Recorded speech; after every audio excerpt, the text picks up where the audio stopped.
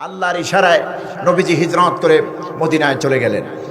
সাহাবায়ে কেরাম রিদওয়ানুল্লাহি তাআলা আলাইহিম আজমাইন কিছু গেলেন আগে, কিছু গেলেন পরে, কিন্তু কিছু নারী পুরুষ শিশুরা মক্কায় থাকলো, তারা আর যেতে পারলো না। শারীরিক দুর্বলতা, অর্থনৈতিক দৈন্যতা, বিভিন্ন কারণে তারা মক্কা ছেড়ে যেতে পারলো না। এখন তারা তো সংখ্যা লঘু মক্কায়, এদিকে কাফের আবু জাহাল, আবুল আহাব, উতবা, সাইবা এদের ক্ষমতা তো চরম পর্যায়ে। এখন আবু জাহেল লিস্ট করতেছে মক্কায় কে কে আছে ইমানদার, লিস্ট করো, এদের বাড়ি ঘর দখল করো, ব্যবসা বাণিজ্য আগুন দিয়ে জ্বালায় দাও। এই স্বভাব, এই চরিত্রের লোক বাংলাদেশে কিন্তু ছিল না। এই যে লিস্ট করা, গোয়েন্দা বিভাগ পাঠানো, এগুলি আজকের কাজ নয়, এটা 1400 বছর আগের থেকে শুরু হয়েছে, ঠিক কিনা? আমরা যেখানে মাহফিল করতে যেতাম, আমার নাম, বাপের নাম, দাদার নাম, থানার নাম, ইউনিয়নের নাম, 14 পুরুষ 14 গোষ্ঠীর সমস্ত ডাটা ইনফরমেশন তাদের লাগতো। এরপরে মাহফিল আসলে সুবিধা মতো কথা না হলে মাহফিল স্ট্যান্ড বাই বন্ধ করে দিত। এরকম হয়েছে না? মাহফিলের পারমিশন দেওয়ার পরও তারা বন্ধ করে দিয়েছে। আসল কষ্ট ওই জায়গায় না, আসল কষ্ট কোরআন। কোরআন তারা সহ্য করতে পারে নাই, কোরআনের তাফসীর তারা সহ্য করতে পারে নাই। কোরআনের তাফসীরের জনক বাংলাদেশে একজন বাতিলের আতঙ্ক ছিলেন, মরহুম শহীদ আল্লামা দেলাওয়ার হোসেন সাঈদী রাহমাতুল্লাহ আলাইহি, যার প্রতিটি কথা আজকে অক্ষরে অক্ষরে পালিত হয়েছে, বাস্তবায়ন হচ্ছে, ঠিক কিনা? আল্লামা সাঈদী রাহমাতুল্লাহ আলাইহি আরো 25 থেকে 30 বছর আগে বলেছিলেন, ও বাংলার নব্য জাহেলেরা, নব্য আবুল আহাবেরা, খবরদার ইসলাম এবং কোরআনের সঙ্গে দুশ্মনী করো না। ওই ভারতের এজেন্ডা এই দেশে বাস্তবায়ন করতে গিয়ে ইসলাম এবং মুসলমানদের বিরুদ্ধে অবস্থান করো না। সময় আসবে এমন, তাওহীদি জনতা যদি তোমাদের বিরুদ্ধে রুখে দাঁড়ায়, মামু বাড়ি দিল্লি গিয়ে পালাতে হবে। আজকে তাই হয়েছে কিনা? আজকে তাই হয়েছে। ইন্দুরের গর্ত খুঁজে পাবা না, ইন্দুরের গর্ত খুঁজে পাবা না। সেই 30 বছর আগে কোরআনের পাখি আল্লাহর ওলি আল্লামা সাঈদী রাহমাতুল্লাহ আলাইহি যে ভবিষ্যৎবাণী করে গিয়েছেন, প্রতিটি ভবিষ্যৎবাণী অক্ষরে অক্ষরে আজকে বাস্তবায়িত হচ্ছে, ঠিক কিনা? আমার বন্ধুগণ, ওদের সমস্যাই হলো ইসলাম, ওদের সমস্যাই হলো কোরআন। 2013 সালে যখন আল্লামা সাঈদী রাহমাতুল্লাহ আলাইহিকে ফাঁসির রায় দেওয়া হলো, মনে আছে আপনাদের? 28 ফেব্রুয়ারি আমার মাহফিল ছিল ওই দিন সিলেটে। তখন আমি ছাত্র ছিলাম, কামেলে পড়ি সম্ভবত। হ্যাঁ, তো সেইখানে যখন ফাঁসির রায় দেওয়া হলো, একটা ফাঁসির রায়কে কেন্দ্র করে সাতক্ষীরা, যশোর, চিটাগাং, সাতকানিয়া, সারা বাংলাদেশের, লালমনিরহাট, রংপুর, রাজশাহীর, গোটা বাংলাদেশে শতাধিক দ্বীনের মুজাহিদরা কোরআনের পাখির জন্য, ইসলামের জন্য শহীদ হয়েছেন, শাহাদাতের পেয়ালা পান করেছেন। আমি কয়েক বছর আগে পেকুয়ার একটা মাহফিলে গেলাম কক্সবাজারের। তো লোকেরা আমাকে বললেন, কমিটি বললেন, হুজুর চলুন একজন শহীদের কবর আপনাকে নিয়ে জিয়ারত করব। তো আমারও খুব বেশি আগ্রহ সৃষ্টি হলো, শহীদের কবর চলো না যাই। তো ওনারা আমাকে আগে বৃত্তান্ত দিলেন, যেই শহীদের কবর আমরা জিয়ারত করতে যাচ্ছি হুজুর, এই পেকুয়ার সন্তান ওই বছর দাখিল পরীক্ষা দিত। যখন আল্লামা সাঈদীকে শহীদের আপনার ফাঁসির রায় দেওয়া হলো, ওই যুবকগুলি ময়দানে নেমে গেলেন, প্রতিবাদ করলেন। পুলিশের গুলিতে মাত্র দাখিলে পড়া, মেট্রিকে পড়া ছেলেটার বুকটা ঝাঁঝরা করে দিয়েছে। আমি যখন কবরের পাশে গেলাম, আমার ভিতরটা কাঁপতেছিল।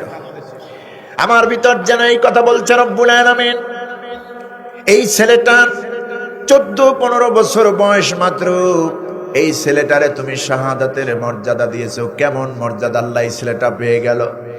ওর কবরটা যদি আমাদের কবরটা যদি ওর জায়গায় হতো, আমাদের তকদির কতই ভালো হয়ে যেত।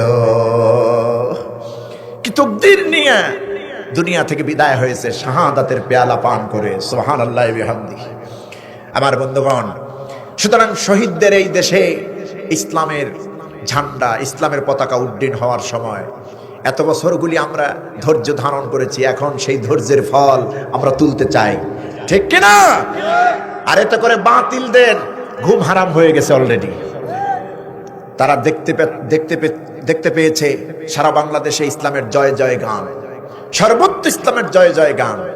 নারী পুরুষ, ঠেলা দিন মজুমদার, এরপরে রিক্সাওয়ালা, ঠেলাওয়ালা, হিন্দু বৌদ্ধ খ্রিস্টান, বাংলাদেশের আপামর তাওহীদি জনতা, একটাই স্লোগান, পরিবর্তন চাই, পরিবর্তন চাই এবং ইসলাম চাই।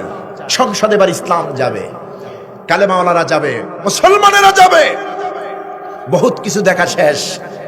54 বছরে বহুত দেখেছি, এই দল সেই দল, বহুত দল দেখেছি, সব দলের কাম শেষ। এবার দেখব কোরআনের বাংলাদেশ, এবার দেখব ইসলামের বাংলাদেশ, এবার দেখব আলেম ওলামার বাংলাদেশ, এবার দেখব আল্লাহর আইন, সৎ লোকের শাসন। আপনারা কি দেখতে চান? কারা কারা চান একটু হাত উঁচু করে আল্লাহকে দেখায়া দেন। চ্যানেলটি সাবস্ক্রাইব করে আমাদের সঙ্গেই থাকুন। আউযু বিল্লাহি মিনাশ শাইতানির রাজীম। বিসমিল্লাহির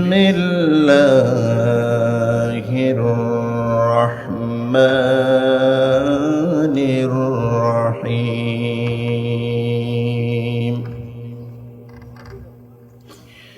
وما لكم لا تقاتلون في سبيل الله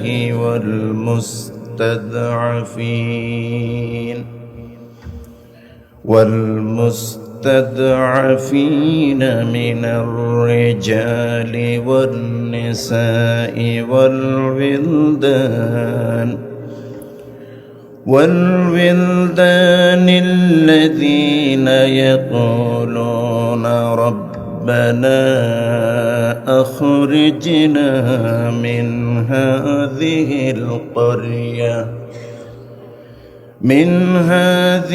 القرية الظالم أهلها واجعل لنا من لدنك وليا واجعل لنا من لدنك نصيرا. الذين آمنوا يقاتلون في سبيل الله والذين كفروا يقاتلون في سبيل الطاغوت فقاتلوا أولياء الشيطان إن كيد الشيطان كان ضعيفا. صدق الله العظيم وصدق رسوله النبي الكريم ونحن على ذلك من الشاهدين والشاكرين والحمد لله رب العالمين. পিছনে যারা দাঁড়িয়ে আছেন, খুব লং টাইম আলোচনা তো হবেই না, কারণ 12টা বাজতে আর বেশি বাকি নেই, 1 ঘন্টা বাকি। আমরা 1 থেকে 1.25 ঘন্টার মধ্যে মাহফিল ক্লোজ করে দেবো ইনশাআল্লাহ।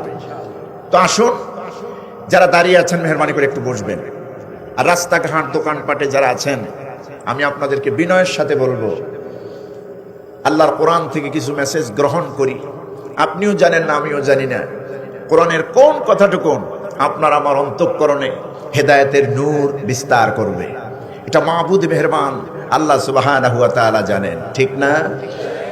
আমি তো আপনাকে হেদায়েত দিতে পারবো না, বেহেশত দিতে পারবো না, জাহান্নামেও পাঠাতে পারবো না।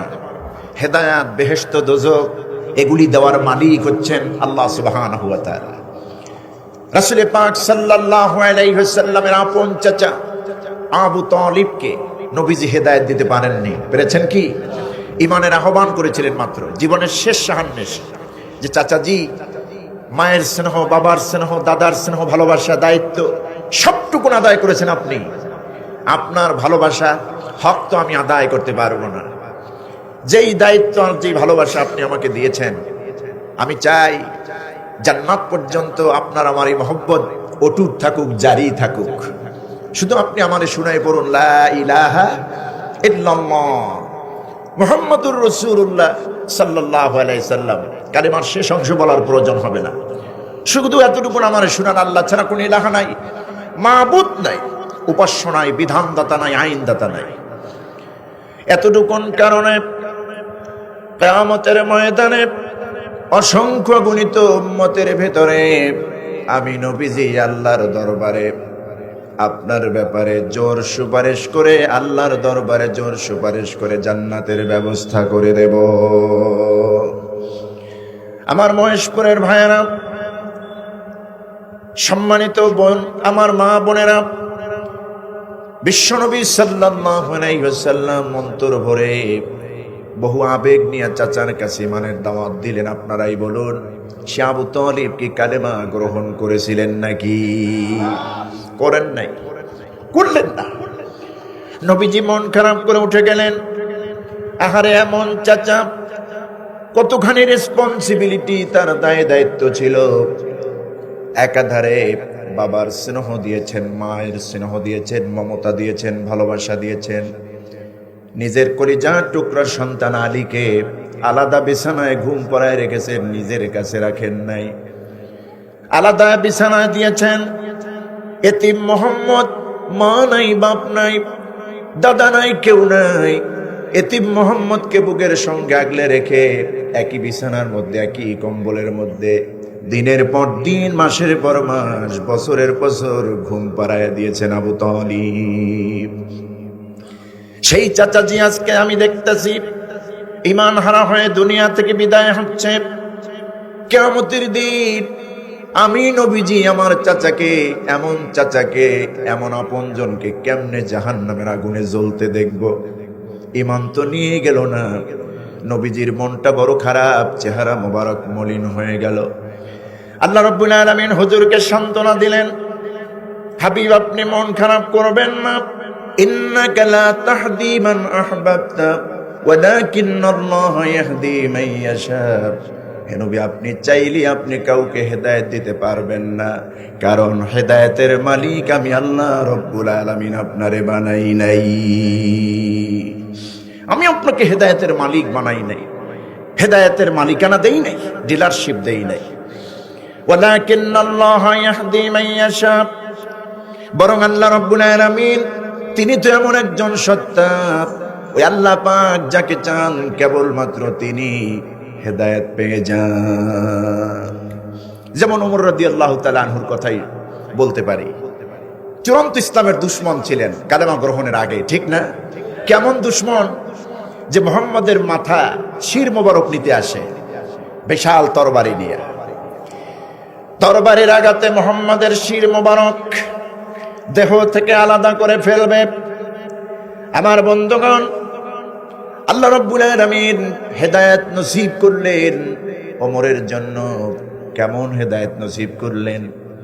নবীর ঘরের পাশে এসে দাঁড়িয়ে বললেন, ওমর দেখতেছেন ইসলামের নবী মুহাম্মদ সাল্লাল্লাহু আলাইহি সাল্লাম নামাজের মধ্যে আছেন, তেলাওয়াত করতেছেন। ওমর চিন্তা করলেন, ইসলামের নবী মুহাম্মদ আমরা পড়ি সাল্লাল্লাহু আলাইহি ওয়াসাল্লাম, নামাজ যেহেতু পড়তেছেন, তার বন্দিগিটা, তার ইবাদতটা শেষ হোক, তারপরে দেখা যাবে কি করা যায়। এতক্ষণে তো কাজ ফয়সালা করে দিচ্ছেন আল্লাহ পাক, ওমর তো তা জানবেন না। নবীজি নামাজের মধ্যে তেলাওয়াত করতেছেন, কি আজীব তেলাওয়াত! যেই নবীর উপরে আল্লাহ রাব্বুল আলামিন এই কোরআন নাজিল করলেন, তিনি পড়তেছেন, তিনি তেলাওয়াত করতেছেন কোরআন। এবার বুঝুন তার আওয়াজটা, তার মধুর সুরটা কেমন হয়েছে। নবীজি যখন তেলাওয়াত করতেছেন, তেলাওয়াতের প্রতিটা নূর যেন ওমরের সিনার মধ্যে বিস্তার করছে। হযরত ওমরের সিনার মধ্যে ছড়িয়ে গেল কোরআনের নূর। হযরত ওমর যেন ভিতর থেকে নিজেকে নিজে প্রশ্ন করছেন আর বলছেন, কি আজীব তেলাওয়াত! ইসলামের নবী মুহাম্মদ কি পড়তেছে, তার বন্দেগীর মধ্যে কি পড়তেছে, তার নামাজের মধ্যে কোনোদিন তো এমন বাক্য, এমন শব্দ কোনোদিন এই মধুর বাণী শুনি নাই। নিঃসন্দেহে এই বাক্য, এমন শব্দগুলি, এমন তেলাওয়াত, এমন কথাগুলি পৃথিবীর কোনো মানুষের তৈরি করা হতে পারে না। নিঃসন্দেহে ওই শিবানী, এটা নিঃসন্দেহে আল্লাহর কালাম ছাড়া আর কিছুই হতে পারে না। সবচেয়ে বড় বিষয় হচ্ছে ওমর নিজেকে নিজে যে প্রশ্নগুলি করতেছেন, নবীজির তেলাওয়াতের মাধ্যমে সেই প্রশ্নেরগুলির জবাব দিয়ে যাচ্ছেন। হুজুর সাল্লাল্লাহু আলাইহি ওয়াসাল্লাম নিজেও জানেন না যে ওমর তার বাড়ির পাশে এসেছে তাকে হত্যা করার জন্য। নবীজি নিজেও জানেন না ওমর এসেছেন তাকে হত্যা করার জন্য। হযরত ওমর নবীর পাশে, বাড়ির পাশে দাঁড়িয়ে হত্যা করার উদ্দেশ্যে তিনি অপেক্ষমান। কিন্তু ওমর যতই তেলাওয়াত শুনছেন ততই বিমোহিত হয়ে যাচ্ছেন। হযরত ওমর এক এক করে প্রশ্ন নিজেকে করতেছেন, আর এক একটা প্রশ্নের জবাব যেন আল্লাহর রাসূল তার তেলাওয়াতের মাধ্যমে দিয়ে দিচ্ছেন। চিন্তা করুন যে ওমর এসেছিলেন তরবারি নিয়ে রাসূলুল্লাহকে মাথা থেকে দেহকে আলাদা করবে। কথা বুঝতেছেন? কত বড় বুকের পাঠা আর শক্তি আর সাহস। যেই তরবারি নবীজির গল মোবারকে আসার কথা ছিল, সেই তরবারি রাসূলুল্লাহর কদম মোবারকে পড়ে গেল। কারণ কি? হেদায়াত। কারণ কি? হেদায়াত। কার পক্ষ থেকে? আল্লাহর পক্ষ থেকে। এই জন্য কবি কি সুন্দর করে বলছেন, উতার কারগারে হেরা সে সুয়ে কওম আয়া, উতার কারগারে হেরা সে সুয়ে কওম আয়া, আয়ের এক নুস্খায়ে কিমিয়া সাথে লায়া। হেরা পর্বত থেকে নবীজি নেমে আসলেন, গারে সুরে থেকে জাবালে নূর থেকে, গারে হেরা থেকে নবীজি নেমে এসেছেন। সঙ্গে নিয়ে আসলেন পরশ পাথর কোরআন। এমন পরশ পাথর তিনি নিয়ে এসেছেন যার সংস্পর্শে আসার কারণে ওমরের মতো সিংহচেতা পুরুষ, কঠিন হৃদয়ের মানুষ মোমের মতো গলে যেতে বাধ্য হয়েছিল। আল্লাহু আকবার কাবীরা। কি কোরআন, যার সংস্পর্শে আসার কারণে ওমরের মতো কঠিন হৃদয়ের পাথরও মোমের মতো গলে গেল। এই কোরআন তো সেই কোরআন যেই কোরআন দিয়ে রাসূলুল্লাহ একটি আদর্শ সমাজ গঠন করেছিলেন, শান্তির সমাজ গঠন করেছিলেন। সে কোরআন কি আজও আছে না? আছে। সেই কোরআনই আছে যেই কোরআনের সংস্পর্শে আসার কারণে চোর চুরি বন্ধ করে দিয়েছে, জেনাকারী জেনা বন্ধ করে দিয়েছে, সুদখোর সুদ খাওয়া বন্ধ করে দিয়েছে, মদ পানকারী মদ পান করা, মদের ব্যবসা করা বন্ধ করে দিয়েছে, মদের ড্রামগুলি রাস্তার মধ্যে ঢেলে দিয়েছে। যেই লোকগুলি নারী জাতির ইজ্জত সম্ভ্রম লুট করত, সেই লোকগুলি হয়ে গেল নারী জাতির পাহারাদার। সুবহানাল্লাহ। এই কোরআন তো একটি ইসলামী সুন্দর সমাজ গঠন করেছিল রাসূল পাক সাল্লাল্লাহু আলাইহি ওয়াসাল্লাম। সেই কোরআন আজও আছে না নাই? আছে। আমার ভাইরা, আসুন সেই কোরআন থেকে আমরা সরাসরি আলোচনার জগতে চলে যাই। বিতাড়িত মরদুদ ইবলিসের ওয়াসওয়াসা থেকে পানা আছে। পরম করুণাময় আল্লাহর নামে আমরা শুরু করছি। এই বরকতপূর্ণ মাহফিল থেকে একজন শ্রোতাকেও মোনাজাতের আগে কানে ধরে ঘাড়ে ধরে ওয়াসওয়াসা দিয়ে ইবলিস যেন কাউকে বের করতে না পারে, এই জন্য আমরা আল্লাহর কাছে বানা চাই। তার নামে শুরু করছি। আউযু বিল্লাহি মিনাশ শাইতানির রাজীম। বিসমিল্লাহির রহমানির রহিম। وما لكم لا تقاتلون في سبيل الله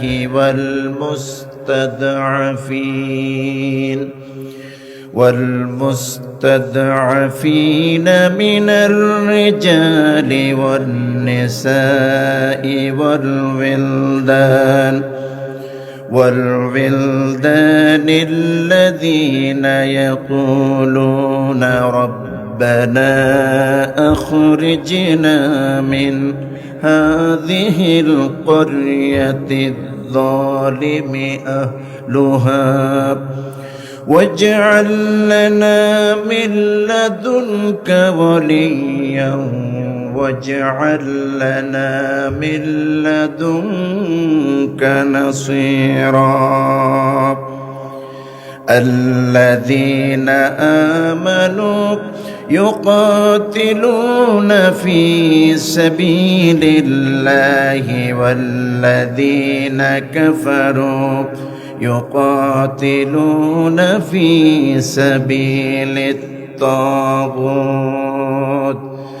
فقاتلوا أولياء الشيطان إن كيد الشيطان كان ضعيفا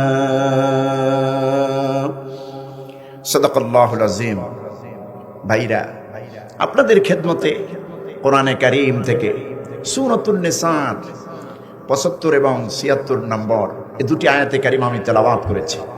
এই গভীর রাতে এই দুটি আয়াতের আলোকে আমরা কিছু কথা আলোকপাত করব, কিছু কথা বলবো বলে ইনশাআল্লাহ। আমার মা বোনরা, আমি শুনেছি পুরুষ প্যান্ডেলে যে পরিমাণ পুরুষ এসেছেন আপনারা, তার থেকে মা বোনদের পরিমাণ তুলনামূলক অনেক বেশি। আলহামদুলিল্লাহ, মা বোনদের প্যান্ডেলে জায়গা দেওয়া, সংকুলন দেওয়া করা মুশকিল হয়ে যায়। মা বোনের আপনাদের নামে সূরাতুন নিসা, সেই সূরাতুন নিসা 75 এবং 76 নম্বর আয়াতে কারিমা দুটি আয়াত আমি তেলাওয়াত করেছি।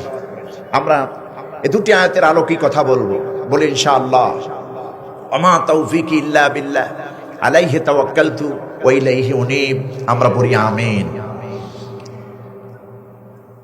আমরা খুতবার মধ্যে তেলাওয়াত করেছি, এখনো তেলাওয়াত করলাম, অসুবিধা আছে? দুইবার তেলাওয়াত, দুইবার সওয়াব গেইন করেছি। যতবার তেলাওয়াত হবে ততবার সওয়াব হবে। তেলাওয়াতকারী এবং শ্রবণকারী আল্লাহ পাক উভয়কে সমান সওয়াব দিয়ে দেন, কম বেশি করেন না। যিনি তেলাওয়াত করেন, যিনি শোনেন, দেখুন আল্লাহ কত বড় ন্যায় বিচারক, কত বড় ইনসাফ তার। যিনি তেলাওয়াত করলেন, যিনি শুনলেন, উভয়কে সমান সওয়াব দিচ্ছেন। আল্লাহর নবী বলেন, মান কারা হারফাম মিন কিতাবিল্লাহ ফালাহু হাসানা। যেই ব্যক্তি আল্লাহর কিতাব থেকে, কোরআন থেকে একটা হরফ, একটা অক্ষর তেলাওয়াত করলো, নবীজি বলেছেন তার আমলনামায় আল্লাহ রাব্বুল আলামিন সওয়াব লিখে দেন। সেই সওয়াবের পরিমাণ কত? ওয়াল হাসানাতু বিআশরি আমসালিহা। সেই সওয়াবের সর্বনিম্ন পরিমাণ হলো 10। একটি অক্ষর বললে 10টি নেকি। শুধু এই 10 থাকে না, রমজান মাসে আল্লাহ 70 গুণ বাড়ায় দেন। তার থেকে আল্লাহ পাক বাড়ান ইলা 700, তার মানে 700 গুণ বাড়ান। এর চাইতেও চাইলে আল্লাহ বাড়িয়ে দেন। সুবহানাল্লাহ। তাহলে কতগুলি অক্ষর আমরা পড়লাম, তেলাওয়াত করলাম, শুনলাম। সম্মানিত ভাইরা, বুখারীর হাদিস। আসুন আমরা তেলাওয়াতকৃত আয়াত দ্বয়ের দুটি আয়াতের আগে তরজমা করি, এরপরে ব্যাখ্যায় যাব ইনশাআল্লাহ। আল্লাহ পাক বলছেন, ওয়ামা লাকুম লা তুকাতিলুনা ফি সাবিলিল্লাহ। তোমাদের কি হলো যে তোমরা আল্লাহর রাস্তায় লড়াই করছো না? কে বলছেন? আল্লাহ পাক বলছেন, তোমাদের কি হলো যে তোমরা আল্লাহর রাস্তায় লড়াই করতেছো না? ওয়াল মুস্তাদআফিনা মিনার রিজালি ওয়ান নিসাই ওয়াল উইলদান। অথচ দুর্বল নারী, পুরুষ এবং শিশুরা তারা বলতেছে, ইয়াকুলুনা রব্বানা আখরিজনা মিন হাযিহিল ক্বরিয়াতিয যালিমি আহলুহা। ওই সব নারী, পুরুষ আর শিশুরা বলতেছে, আমাদের রব আমাদেরকে গ্রাম থেকে বের করুন, কারণ এই গ্রামবাসী জালেম। এই জালেম গ্রামে থেকে, জালেম সম্প্রদায়ের হাত থেকে আমাদেরকে বের করুন, আমাদেরকে রক্ষা করুন। ওয়াজআল লানা মিন লাদুনকা ওয়ালিয়্যা। আর আমাদের জন্য একজন যোগ্য অভিভাবক নির্ধারণ করুন। ওয়াজআল লানা মিন লাদুনকা নাসীরা। আর আপনার পক্ষ থেকে আমাদের জন্য একজন সাহায্যকারী নির্ধারণ করুন। ইউকাতিলুনা ফি সাবিলিল্লাহ। আর যারা মুমিন, আল্লাহ পাক বলছেন আল্লাযীনা আমানু, যারা ঈমান আনে, মুমিন যারা, ইউকাতিলুনা ফি সাবিলিল্লাহ, তারা তো আল্লাহর রাস্তায় লড়াই করে। ওয়াল্লাযীনা কাফারু, আর যারা কাফির অবিশ্বাসী যারা ইউকাতিলুনা ফি সাবিলিত তাগুত, তারা লড়াই করে শয়তানের পক্ষে, তাগুতের পক্ষে। ফাকাতিলু আউলিয়া আশ-শাইতান, সুতরাং তোমরা এই পৃথিবীতে যে শয়তানের দোসর যারা আছে, সঙ্গী যারা আছে, তাদের বিরুদ্ধে লড়াই করো, যুদ্ধ করো। ইন্না কায়দাশ শাইতান কানা দাঈফা, নিঃসন্দেহে শয়তানের ষড়যন্ত্র চক্রান্ত খুবই দুর্বল। সুবহানাল্লাহ বিহামদিহি। এ হলো আয়াত 2 এর সরল তরজমা। এবার আসুন ব্যাখ্যায়। সহিহুল বুখারীর বর্ণনায় ইবনে আব্বাস রাদিয়াল্লাহু তাআলা আনহু বর্ণনা করেন, এই আয়াত যখন নাজিল হলো, বিশেষ করে মক্কার জমিনে রাসূল পাক সাল্লাল্লাহু আলাইহি সাল্লাম নবুয়ত পাওয়ার পর তিনি 13টি বছর মক্কায় ছিলেন, দ্বীনের দাওয়াত দিয়েছেন। যখনই যে আয়াত নাজিল হতো, জনসম্মুখে গিয়ে সেই আয়াত তেলাওয়াত করে শোনায় দিতেন। প্রত্যেকের ঘরে ঘরে, প্রত্যেক ডোর টু ডোর, দরজায় দরজায় নবীজি আয়াতে কারিমা সূরা তেলাওয়াত করে শোনায় দিতেন, দ্বীনের দাওয়াত দিতেন। আবু লাহাব, আবু জাহাল, উতবা, শাইবা, মুগিরা, কাফের নেতারা চরমভাবে এই দাওয়াতের বিরোধিতা করত। এবং মুহাম্মদ সাল্লাল্লাহু আলাইহি ওয়াসাল্লাম যেখানে কোরআন তেলাওয়াত করে জাতিকে শোনায় এসেছেন, ওখানে আবু লাহাব এবং আবু লাহাবের স্ত্রী গিয়ে সেখানে বলে আসতে, এতক্ষণ তোমাদেরকে মোহাম্মদ আব্দুল্লাহর পুত্র বেটা মোহাম্মদ যা শুনিয়ে গেছে, এগুলির কোনো ভিত্তি নাই, এগুলি বানোয়াট, এগুলি মিথ্যা, নাউজুবিল্লাহ। এই কথাগুলি বলে মুহাম্মদ সাল্লাল্লাহু আলাইহি ওয়াসাল্লামের দ্বীনের চূড়ান্ত বিরোধিতা কাফের বেঈমানেরা করত। এক পর্যায়ে নবীজি হিজরত করলেন, মক্কায় আর থাকতে পারলেন না। আল্লাহর ইশারায় নবীজি হিজরত করে মদিনায় চলে গেলেন। সাহাবায়ে কেরাম রিদওয়ানুল্লাহি তাআলা আলাইহিম আজমাইন কিছু গেলেন আগে, কিছু গেলেন পরে, কিন্তু কিছু নারী, পুরুষ, শিশুরা মক্কায় থাকলো, তারা আর যেতে পারলো না। শারীরিক দুর্বলতা, অর্থনৈতিক দৈন্যতা, বিভিন্ন কারণে তারা মক্কা ছেড়ে যেতে পারলো না। এখন তারা তো সংখ্যা লঘু মক্কায়, এদিকে কাফের আবু জাহাল, আবু লাহাব, উতবা, শাইবা, এদের ক্ষমতা তো চরম পর্যায়ে। এখন আবু জাহেল লিস্ট করতেছে, মক্কায় কে কে আছে ইমানদার, লিস্ট করো, এদের বাড়ি ঘর দখল করো, ব্যবসা বাণিজ্য আগুন দিয়ে জ্বালায় দাও। এই স্বভাব, এই চরিত্রের লোক বাংলাদেশে কিন্তু ছিল না।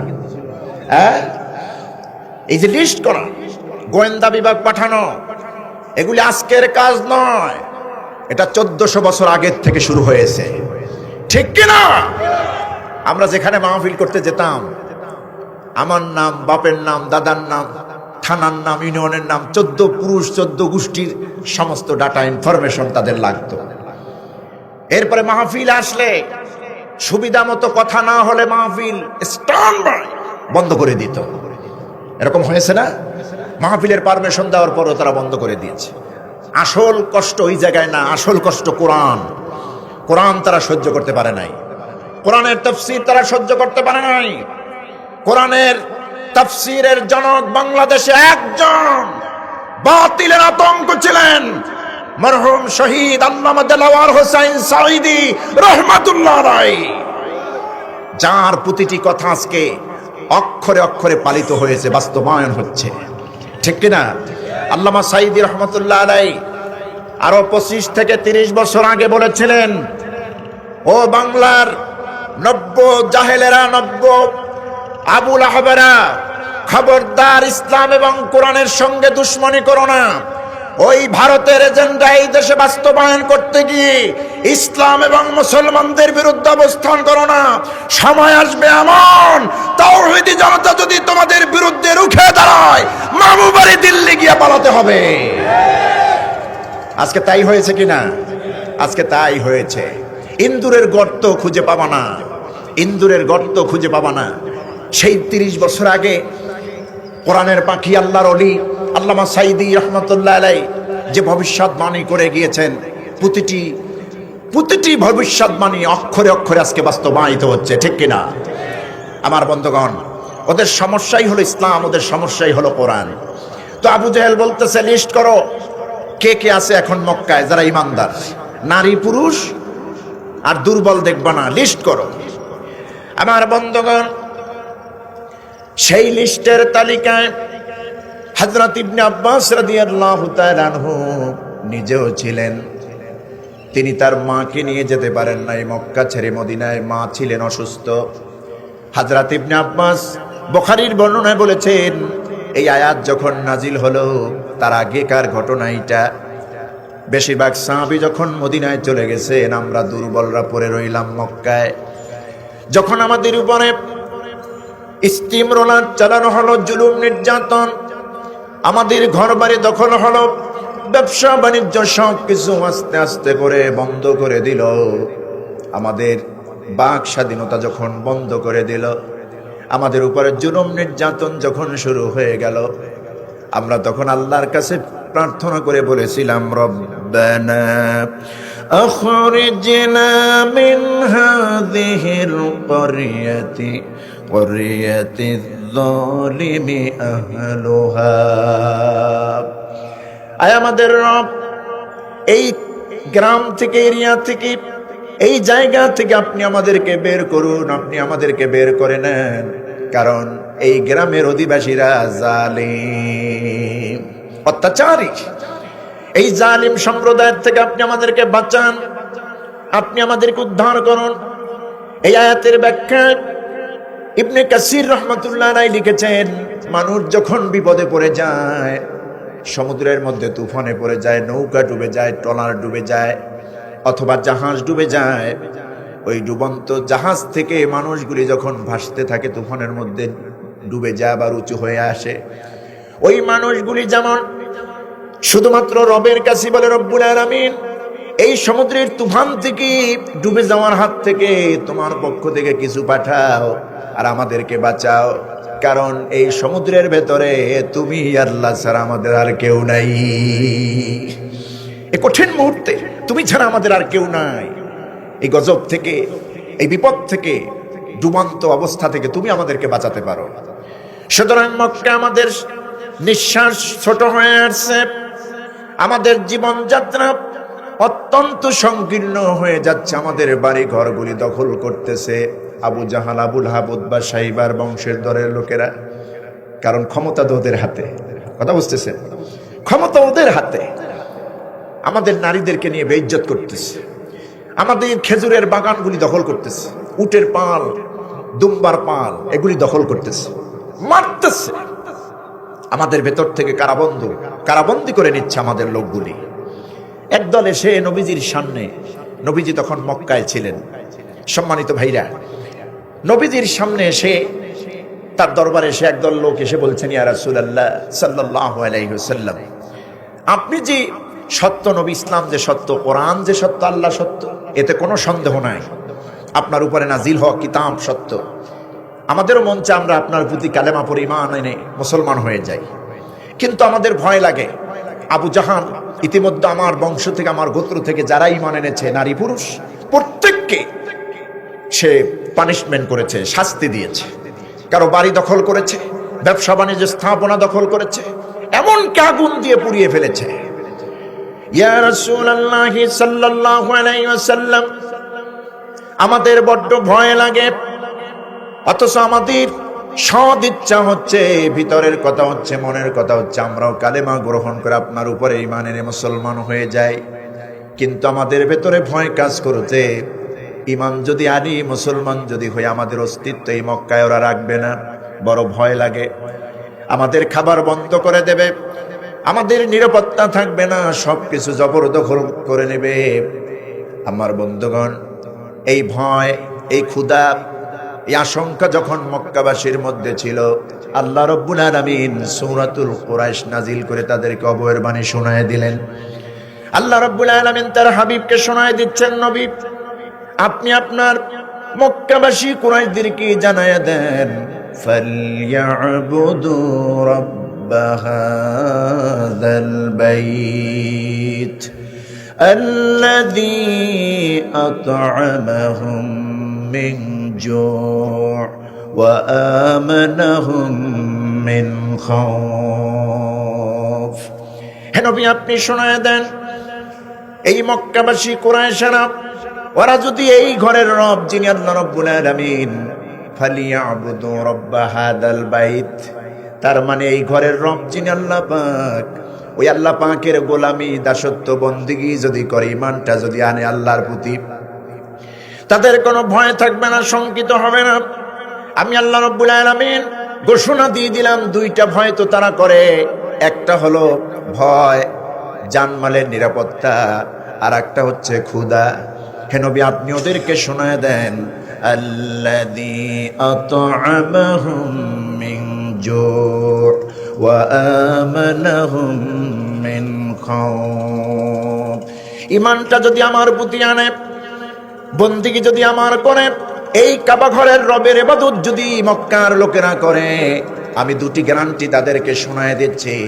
নাম্বার 1, ক্ষুধার সময় খাবার দেব, আর ভয়ের সময় যাবতীয় নিরাপত্তা আমি আল্লাহ রাব্বুল আলামিন দেব।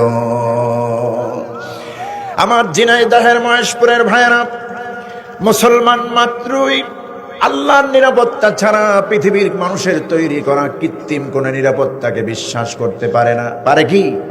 আল্লাহর নিরাপত্তার সামনে মানুষের নিরাপত্তার কোনো ভ্যালু আছে কি? নাই, আর কোনো মূল্য বহন করে না। মানুষের তৈরি করা নিরাপত্তা মানুষকে কঠিন বিপদ থেকে, আল্লাহর গজব থেকে বাঁচাতে পারে না। যদি পারত, 24 সালের 5 আগস্ট আমরা যা দেখেছি, ঠিক কিনা? ঠিক না? 5 আগস্ট যা দেখেছি, 16 বছরের স্বৈরাচার গদি শক্ত করে বসেছিল। এদেশের মাটি ঘুরে এমন শক্ত শিকড় গেঁথেছিল, মনে করছিল জীবনে যতদিন বেঁচে আছি ক্ষমতা তো আমার হাতে, ঠিক কিনা? সারা বাহিনী লাগিয়ে দিয়েছে একটা মানুষকে সেভ করার জন্য। এমনকি তার কাছে যে নিরাপত্তা বাহিনী ছিল, ওই নিরাপত্তা বাহিনীর নাম কি আপনারা জানেন? SSF। নাম কি? SSF, special security force. এই SSF নির্ধারণ করা হলো। আর হাঁটুতে গুলি, বুকের মধ্যে গুলি, দুই পাশে গুলি, সর্বত্র গুলি আর অস্ত্র। সার্বক্ষণিক সজাগ দৃষ্টি থাকবে একটা মানুষকে রক্ষা করার জন্য। আপনারা বলুন, আল্লাহর গজব যখন আসমান থেকে নাজিল হলো, দুপুরের লাঞ্চ ঠিক মতো করতে পারলো না, লাঞ্চ করতে পারলো না, পালিয়ে যেতে বাধ্য হয়েছে এই দেশ থেকে, ঠিক কিনা? সিকিউরিটি তারে বাঁচাতে পেরেছে? পারে না। স্পেশাল সিকিউরিটি ফোর্স তারে বাঁচাতে পারলো না। আল্লাহর গজব আসলো। ছাত্র জনতা যখন গণভবনের উদ্দেশ্যে রওনা দিল, পথ চলা শুরু করলো, স্পেশাল সিকিউরিটি ফোর্স দেখলো আমরা কারে নিরাপত্তা দেব? আমাদের জীবনেরই তো নিরাপত্তা না। ওনারাও সাধারণ মানুষ হয়ে গেল, রাইফেল আর পিস্তল যা ছিল ভিতরে ঢুকাইয়া, এরপরে ওনারাও সাধারণ জনগণ হয়ে গেল। এই জন্য আল্লাহর নিরাপত্তার সামনে পৃথিবীর মানুষের কোনো নিরাপত্তার কোনো মূল্য নাই, ঠিক কিনা? সাইয়েদনা ওমর রাদিয়াল্লাহু তাআলা আনহু যখন খেলাফতকালে গাছের নিচে শুয়ে থাকতেন, কথা বুঝতেছেন? ঝাউ গাছের নিচে শুয়ে থাকতেন, খেজুর গাছের নিচে শুয়ে থাকতেন একা একা, সঙ্গে কেউ নাই। নবীর সাহাবীরা বললেন, আমিরুল মুমিনিন, খলিফাতুল মুসলিমিন, আপনি একজন রাষ্ট্রপ্রধান, এইভাবে সিকিউরিটি ছাড়া, নিরাপত্তা ছাড়া আপনি একভাবে একা একা শুয়ে থাকতে পারেন না, গাছের নিচে আপনি একা একা অবস্থান করতে পারেন না। কোন শত্রু এসে আপনাকে ঘায়েল করবে, এই আশঙ্কায় আমরা আপনার জন্য করতেছি। আপনি এগুলি কি করতেছেন? একা একা শুয়ে আছেন। হযরত ওমর রাদিয়াল্লাহু তাআলা আনহু বললেন, ও আমার নবীর সাহাবীরা, শোনো আমার ভাইয়েরা, আমি তো ওই আল্লাহ রাব্বুল আলামিনের নিরাপত্তা নিয়ে চলি। কে বলেছে আমার নিরাপত্তা নাই? তবে পৃথিবীর কৃত্রিম তৈরি করা মানুষের নিরাপত্তার উপরে আমার আস্থা নাই। এই পৃথিবীর কোনো মানুষের অনিষ্টতা তো আমি করি না, কারো হক নষ্ট করি না, কারো ক্ষতি করি না। কে আমাকে ক্ষতি করতে আসবে? কে আমার উপর চড়াও হবে? কে আমার অনিষ্টতা করবে? আমাকে তো কেউ কিছুই করতে পারবে না।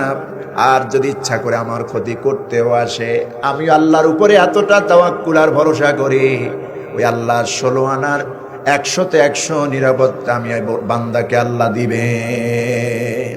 আমাকে নিরাপত্তা দিবেন কে? আল্লাহ সুবহানাহু ওয়া তাআলা।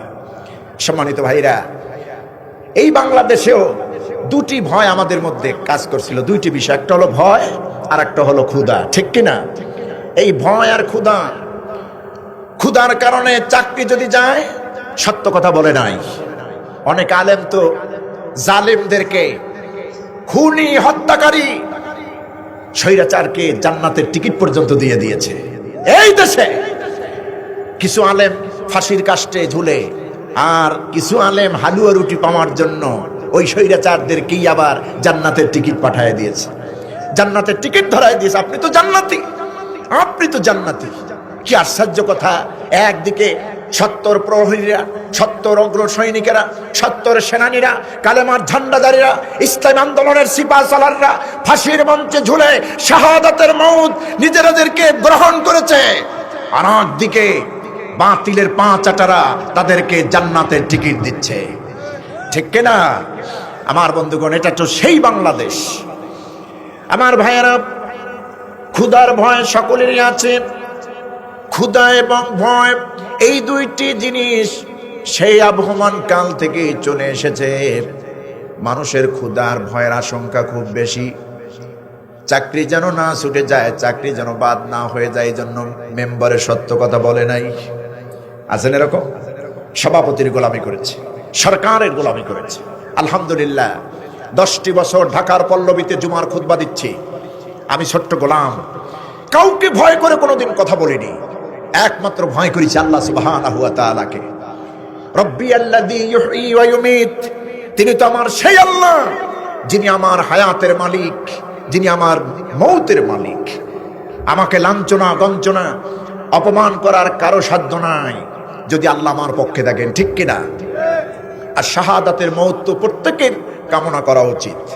শাহাদাতের মৌত হচ্ছে পৃথিবীর শ্রেষ্ঠ মৌত, শহীদের মৌত হচ্ছে পৃথিবীর শ্রেষ্ঠ মৌত। এপারে দুনিয়া, ওপার আল্লাহর জান্নাত। যারা শহীদ হন এদেরকে কিন্তু আল্লাহ মৌত বলতে, মৃত্যু বলতে নিষেধ করেছেন। নিষেধ করেছেন কে? আল্লাহ রাব্বুল আলামিন। কোরআনে কারীম আল্লাহ পাক বলেন, যাদের শাহাদাতের মৌত হয়েছে তাদেরকে তোমরা মৌত বলো না। ولا تقولوا لمن يقتل في سبيل الله يموت بل أحياء ولكن لا تشعرون।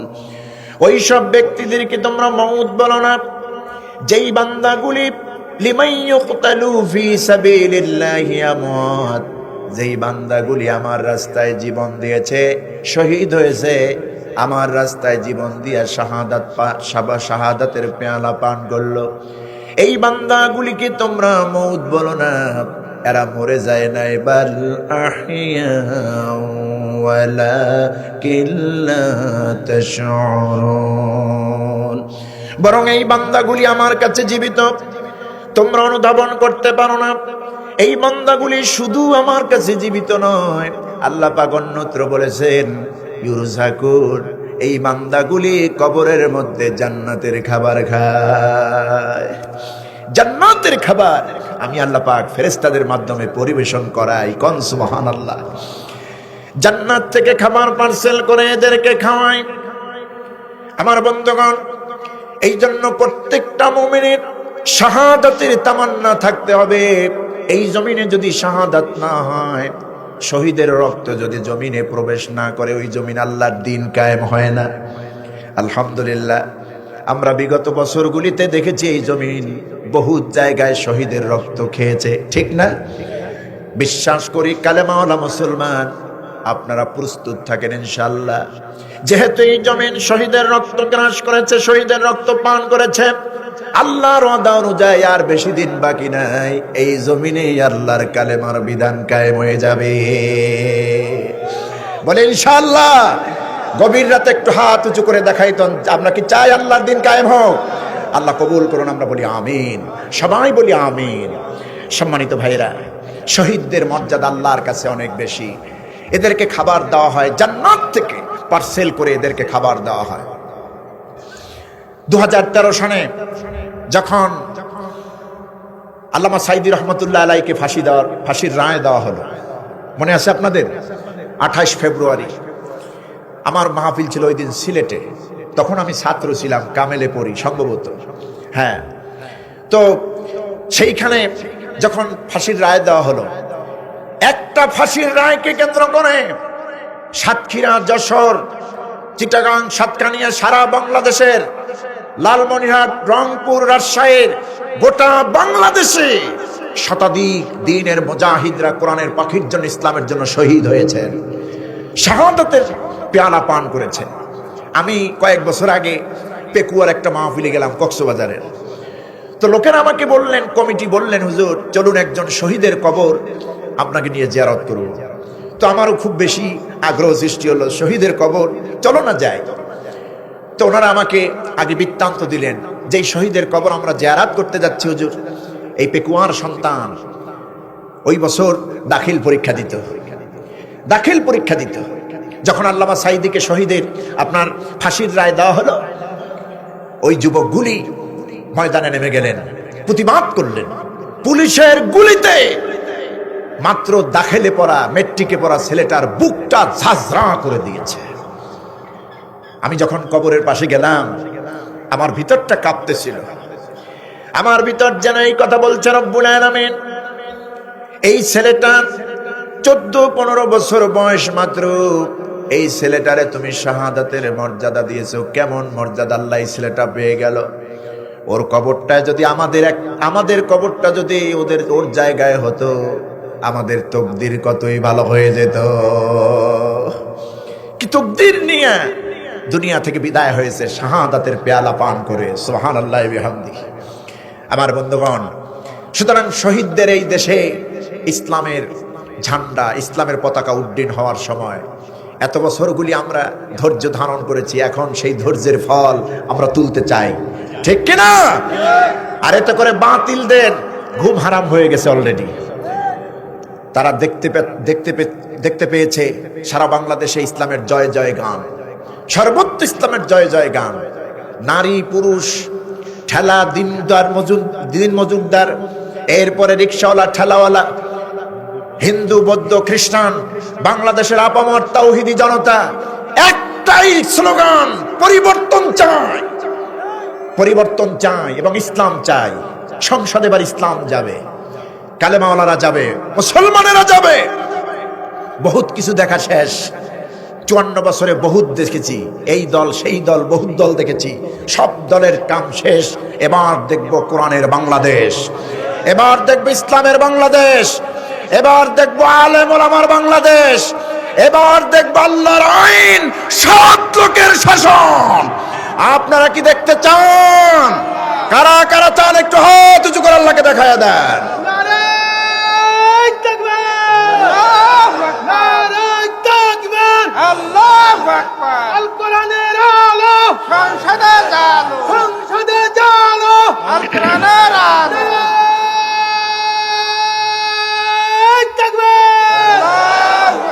সম্মানিত ভাইরা, ইনশাআল্লাহ সেই বিজয়ের দ্বার প্রান্তে আমরা উপনীত হয়েছি, ঠিক না? আর সঠিকভাবে পদক্ষেপ নেন ইনশাআল্লাহ। আমার মা বোনরাও প্রস্তুত, মা বোনরা সবচেয়ে বেশি প্রস্তুত, ঠিক না? তারাও জানে এই কাফেলায় আমাদেরকে যুক্ত হতেই হবে। বাতিলকে আর জায়গা দেওয়া যাবে না। কোরআন বিরোধীদেরকে, ইসলাম বিরোধীদেরকে, ধর্ম নিরপেক্ষ মতবাদকে আর আশ্রয় প্রশ্রয় দেওয়া যাবে না। ধর্ম নিরপেক্ষ মতবাদ শয়তানের তৈরি করা মতবাদ, ঠিক কিনা? আল্লাহর আইনের বিরুদ্ধে শয়তান একটা পক্ষ নিয়েছে, ধর্ম নিরপেক্ষ মতবাদ। আমার বন্ধুগণ, সাহায্য আসবে আল্লাহর পক্ষ থেকে আমাদের জন্য, আসবে না? আসবে। সংখ্যা যদি আমরা এখানে কম হই, আমরা যদি ঈমানটা লালন করি, বিজয়ের মাল আল্লাহ আমাদের কি দিবেন এই বিশ্বাস হয়। রাসূল কারীম সাল্লাল্লাহু আলাইহি ওয়াসাল্লাম মদিনায় যাওয়ার পর কাফির বেঈমানেরা, বিশেষ করে আবু জাহাল, মক্কায় বসে রইল না। ষড়যন্ত্র কিন্তু রইলই, ষড়যন্ত্র চলমান। আবু জাহাল দেখতে পেল ইসলামের নবী আব্দুল্লাহর পুত্র মুহাম্মদ সাল্লাল্লাহু আলাইহি সাল্লাম মক্কা থেকে মদিনায় ওরে তাড়ায় দিয়েছে, রাতের অন্ধকারে পালিয়ে গেছে আমাদের ভয়। সেই মুহাম্মদ মদিনায় ইসলামী রাষ্ট্র কায়েম করেছে, কোরআনের রাজ কায়েম করেছে। আবু জেহেলের তো ঘুম হারাম। যেই মুহাম্মদ মক্কা থেকে বের হয়ে মদিনা ইসলামী রাষ্ট্র কায়েম করলো, ওই মদিনা থেকে যদি মক্কায় আসে, তাহলে তো অবস্থা মক্কারও খারাপ হয়ে যাবে। আবু জাহাল মিথ্যা প্রপাগান্ডা ছড়াতে লাগলো মক্কার গলিতে গলিতে, প্রতিটি ঘরে ঘরে গিয়ে বলছে, ও লোকেরা, ও কুরাইশেরা, তোমরা কি দেখতে পেয়েছো আব্দুল্লাহর পুত্র মোহাম্মদকে, যেই মোহাম্মদ আমাদের ভয়ের চোটে মক্কা ছেড়েছে, মক্কা থেকে আমরা তাড়িয়েছি, সেই মোহাম্মদ আজকে মদিনায় ইসলামী রাষ্ট্র কোরআনের রাজ কায়েম করেছে। মদিনা চলে এখন কোরআন দিয়া। আমার ভয় হয় ওই মদিনা থেকে যদি মোহাম্মদ মক্কায় ব্যাক করে ফিরাত চলে আসে আবার, তাহলে এই মক্কা নগরীটাকেও সে মদিনার মতো ইসলামী রাষ্ট্র বানায় ফেলবে। তোমাদের কি স্বাধীনতা আর থাকবে না? তোমাদের ঘর বাড়ি দখল করবে। ধর্মীয় স্বাধীনতা, রাজনৈতিক স্বাধীনতা, সামাজিক স্বাধীনতা, ব্যবসায়িক স্বাধীনতা কোনো কিছুই থাকবে না, সব বন্ধ করে দেবে মোহাম্মদ। যেহেতু মদিনা তার দখলে, তোমরা কি এইটা চাও না? আমার সঙ্গে চলো, মোহাম্মদের বিরুদ্ধে মদিনায় গিয়ে আমরা লড়াই করি, যুদ্ধ করি। নাউজুবিল্লাহি মিন যালিক। বদরের যুদ্ধটা ইসলামের প্রথম বিজয়, প্রথম যুদ্ধ, প্রথম বিজয়।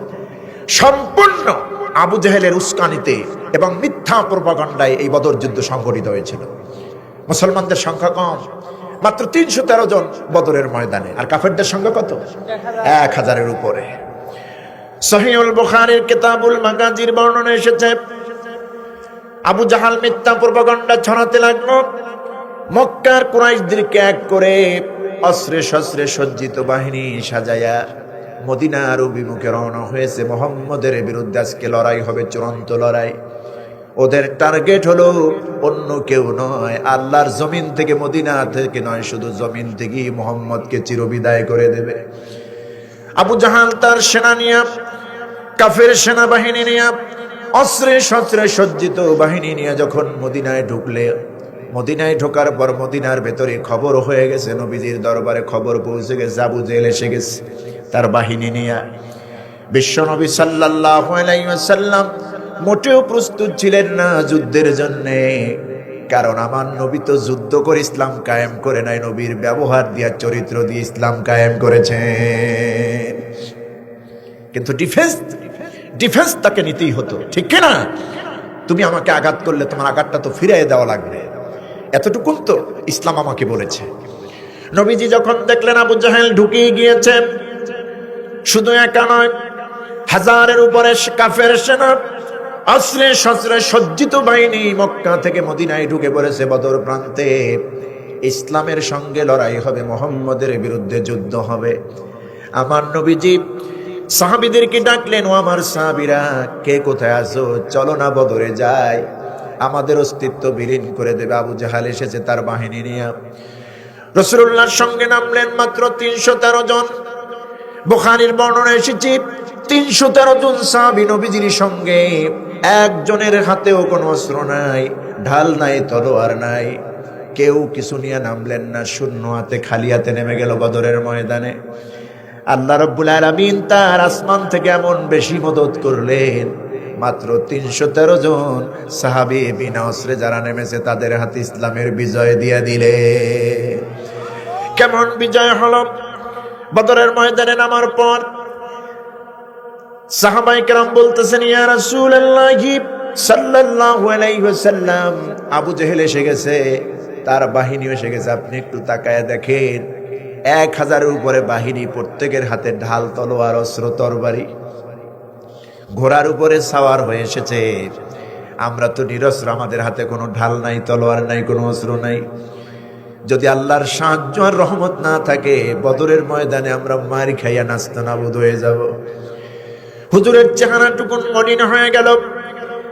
আবার কিছুক্ষণ পরে নবীজির সাহাবীরা রাসূলুল্লাহর সামনে এসে বললেন, ইয়া রাসূলুল্লাহ, হে আল্লাহর রাসূল, আপনি মন খারাপ করবেন না, আমরা তো আপনার সাহাবী, আমরা আপনার উম্মত, আপনার সাহাবী, আমরা মুসা নবীর উম্মত নই।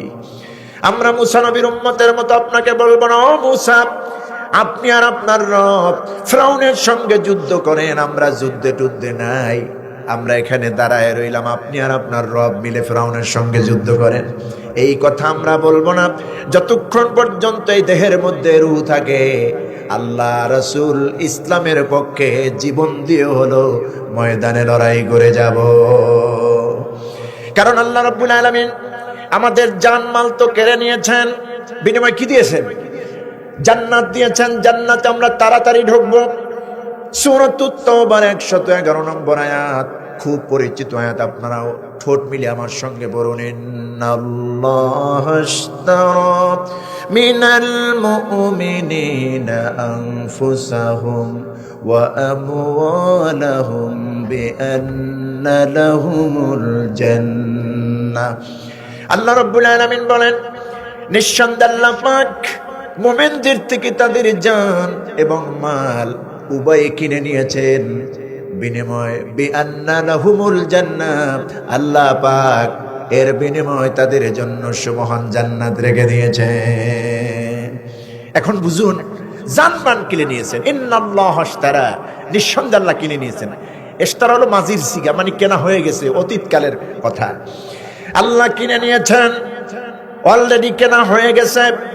মিনাল মুমিনিনা, মুমিনদের থেকে, আনফুসাহুম ওয়া আমওয়ালাহুম, মুমিনদের জানগুলি এবং তাদের মালগুলি, জান মাল উভয়টাই কিনে নিয়েছেন। এর বিনিময়ে আল্লাহ রাব্বুল আলামিন মুমিনদেরকে জান্নাত দিয়ে দিয়েছেন। তো সাহাবীরা বললেন, হুজুর ভয় কিসের? তরবারি নাই, হাতে তলোয়ার নাই, ঢাল নাই, কি হয়েছে? আমাদের অস্ত্র নাই, কিন্তু ঈমান নিয়ে নেমেছি ময়দানে। ময়দানে ঈমান নিয়ে নেমেছি আমরা, ময়দান থেকে পালাবো না। আপনাকে ময়দানে একা রেখে পিছু পা হটে যাব না। আমরা মুসা নবীর কওমের মতো আপনাকে বিপদে ফেলে দেব না। আমরা আপনার উম্মত ইয়া রাসূলুল্লাহ, আপনি আমাদেরকে নিয়ে চলুন ময়দানে। আবু জেহেল এবং তার বাহিনীর বিরুদ্ধে আমরা লড়াই করব, ততক্ষণ পর্যন্ত লড়াই করব আমাদের দেহের মাঝে রুহু থাকবে যতক্ষণ। নবীজি খুব খুশি হয়ে গেলেন। খেজুরের ডাল ভেঙে দেওয়া হলো, খেজুরের ডাল টুকরো টুকরো করে মেসওয়াকের সাইজ করে এক একজনের হাতেই তুলে দেওয়া হলো, নাও তুমি এইটা, নাও তুমি এইটা, নাও তুমি এইটা।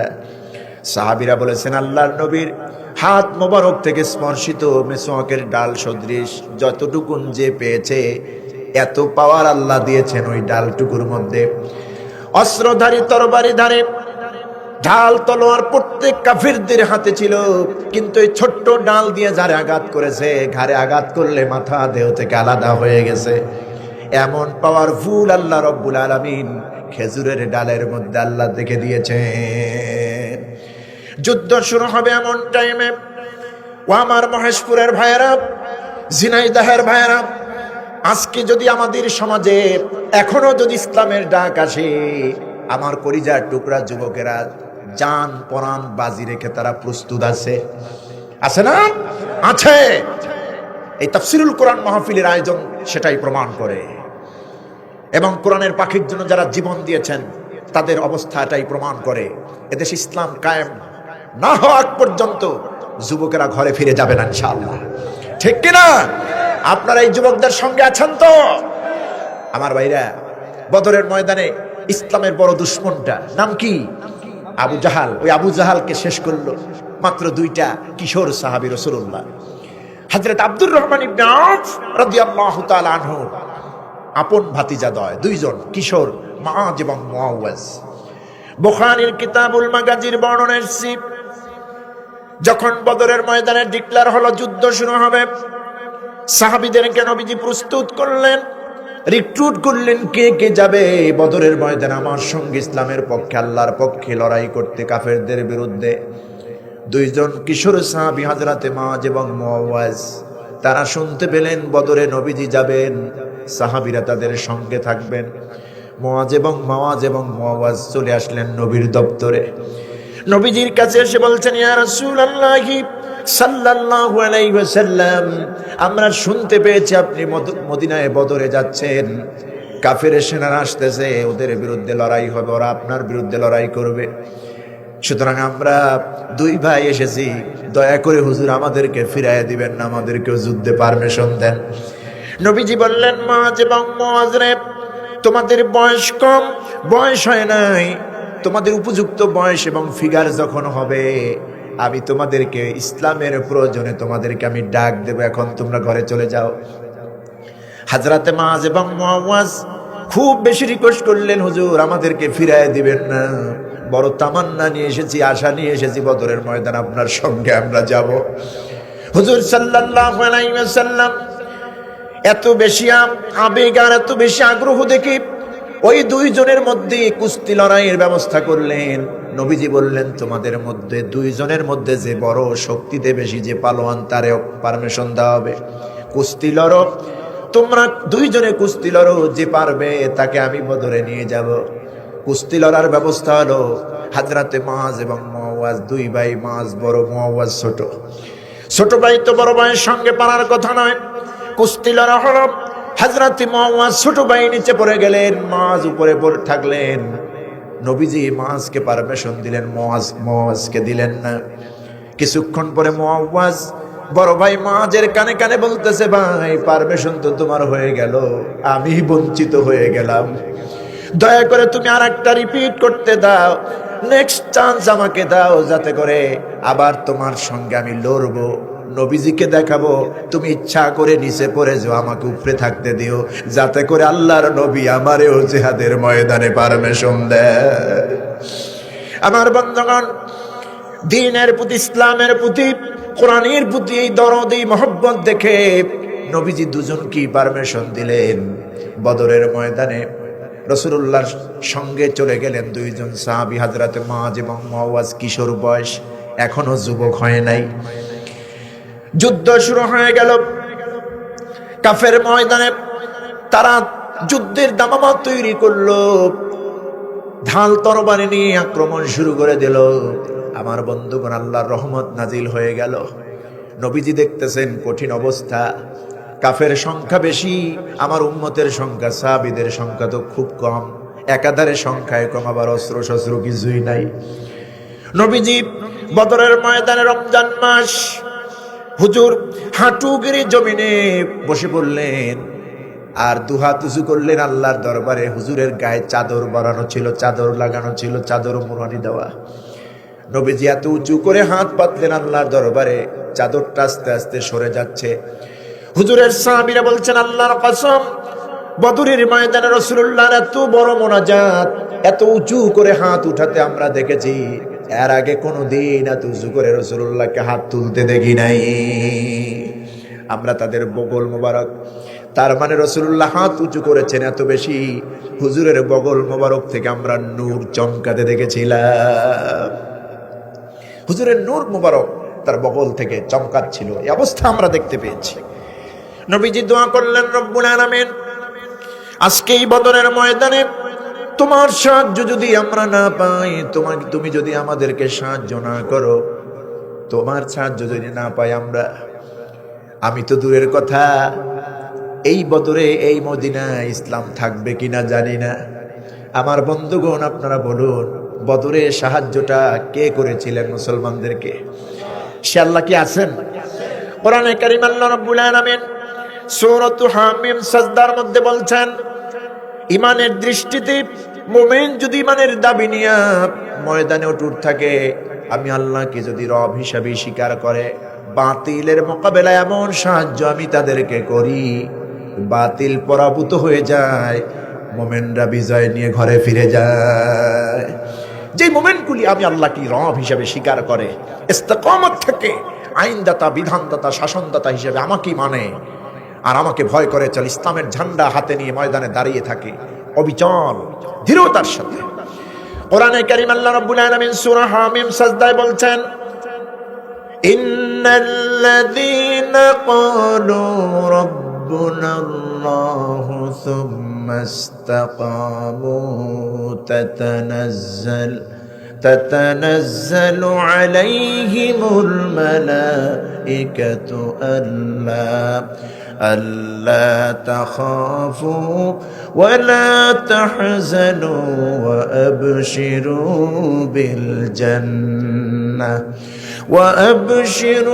بالجنة التي كنتم توعدون। আল্লাহ রাব্বুল আলামিন বলেন, নিশ্চয়ই যারা বলে ক্বালু রাব্বুনাল্লাহ, আল্লাহ পাক আমাদের রব, তিনি আমাদের প্রভু, তিনি আমাদের আইনদাতা, তিনি আমাদের বিধানদাতা, শাসনকর্তা, রিজিকদাতা, হায়াতদাতা, এই কথা যারা বলে, শুধু মুখে বলে না, সুম্মা ইসতাকামু, এই কথার উপরে যারা অটুট থাকে, অবিচল থাকে, মজবুত থাকে সীসা ঢালা প্রাচীরের মতো, ময়দানে অটুট থাকে কালেমার ঝান্ডা নিয়ে।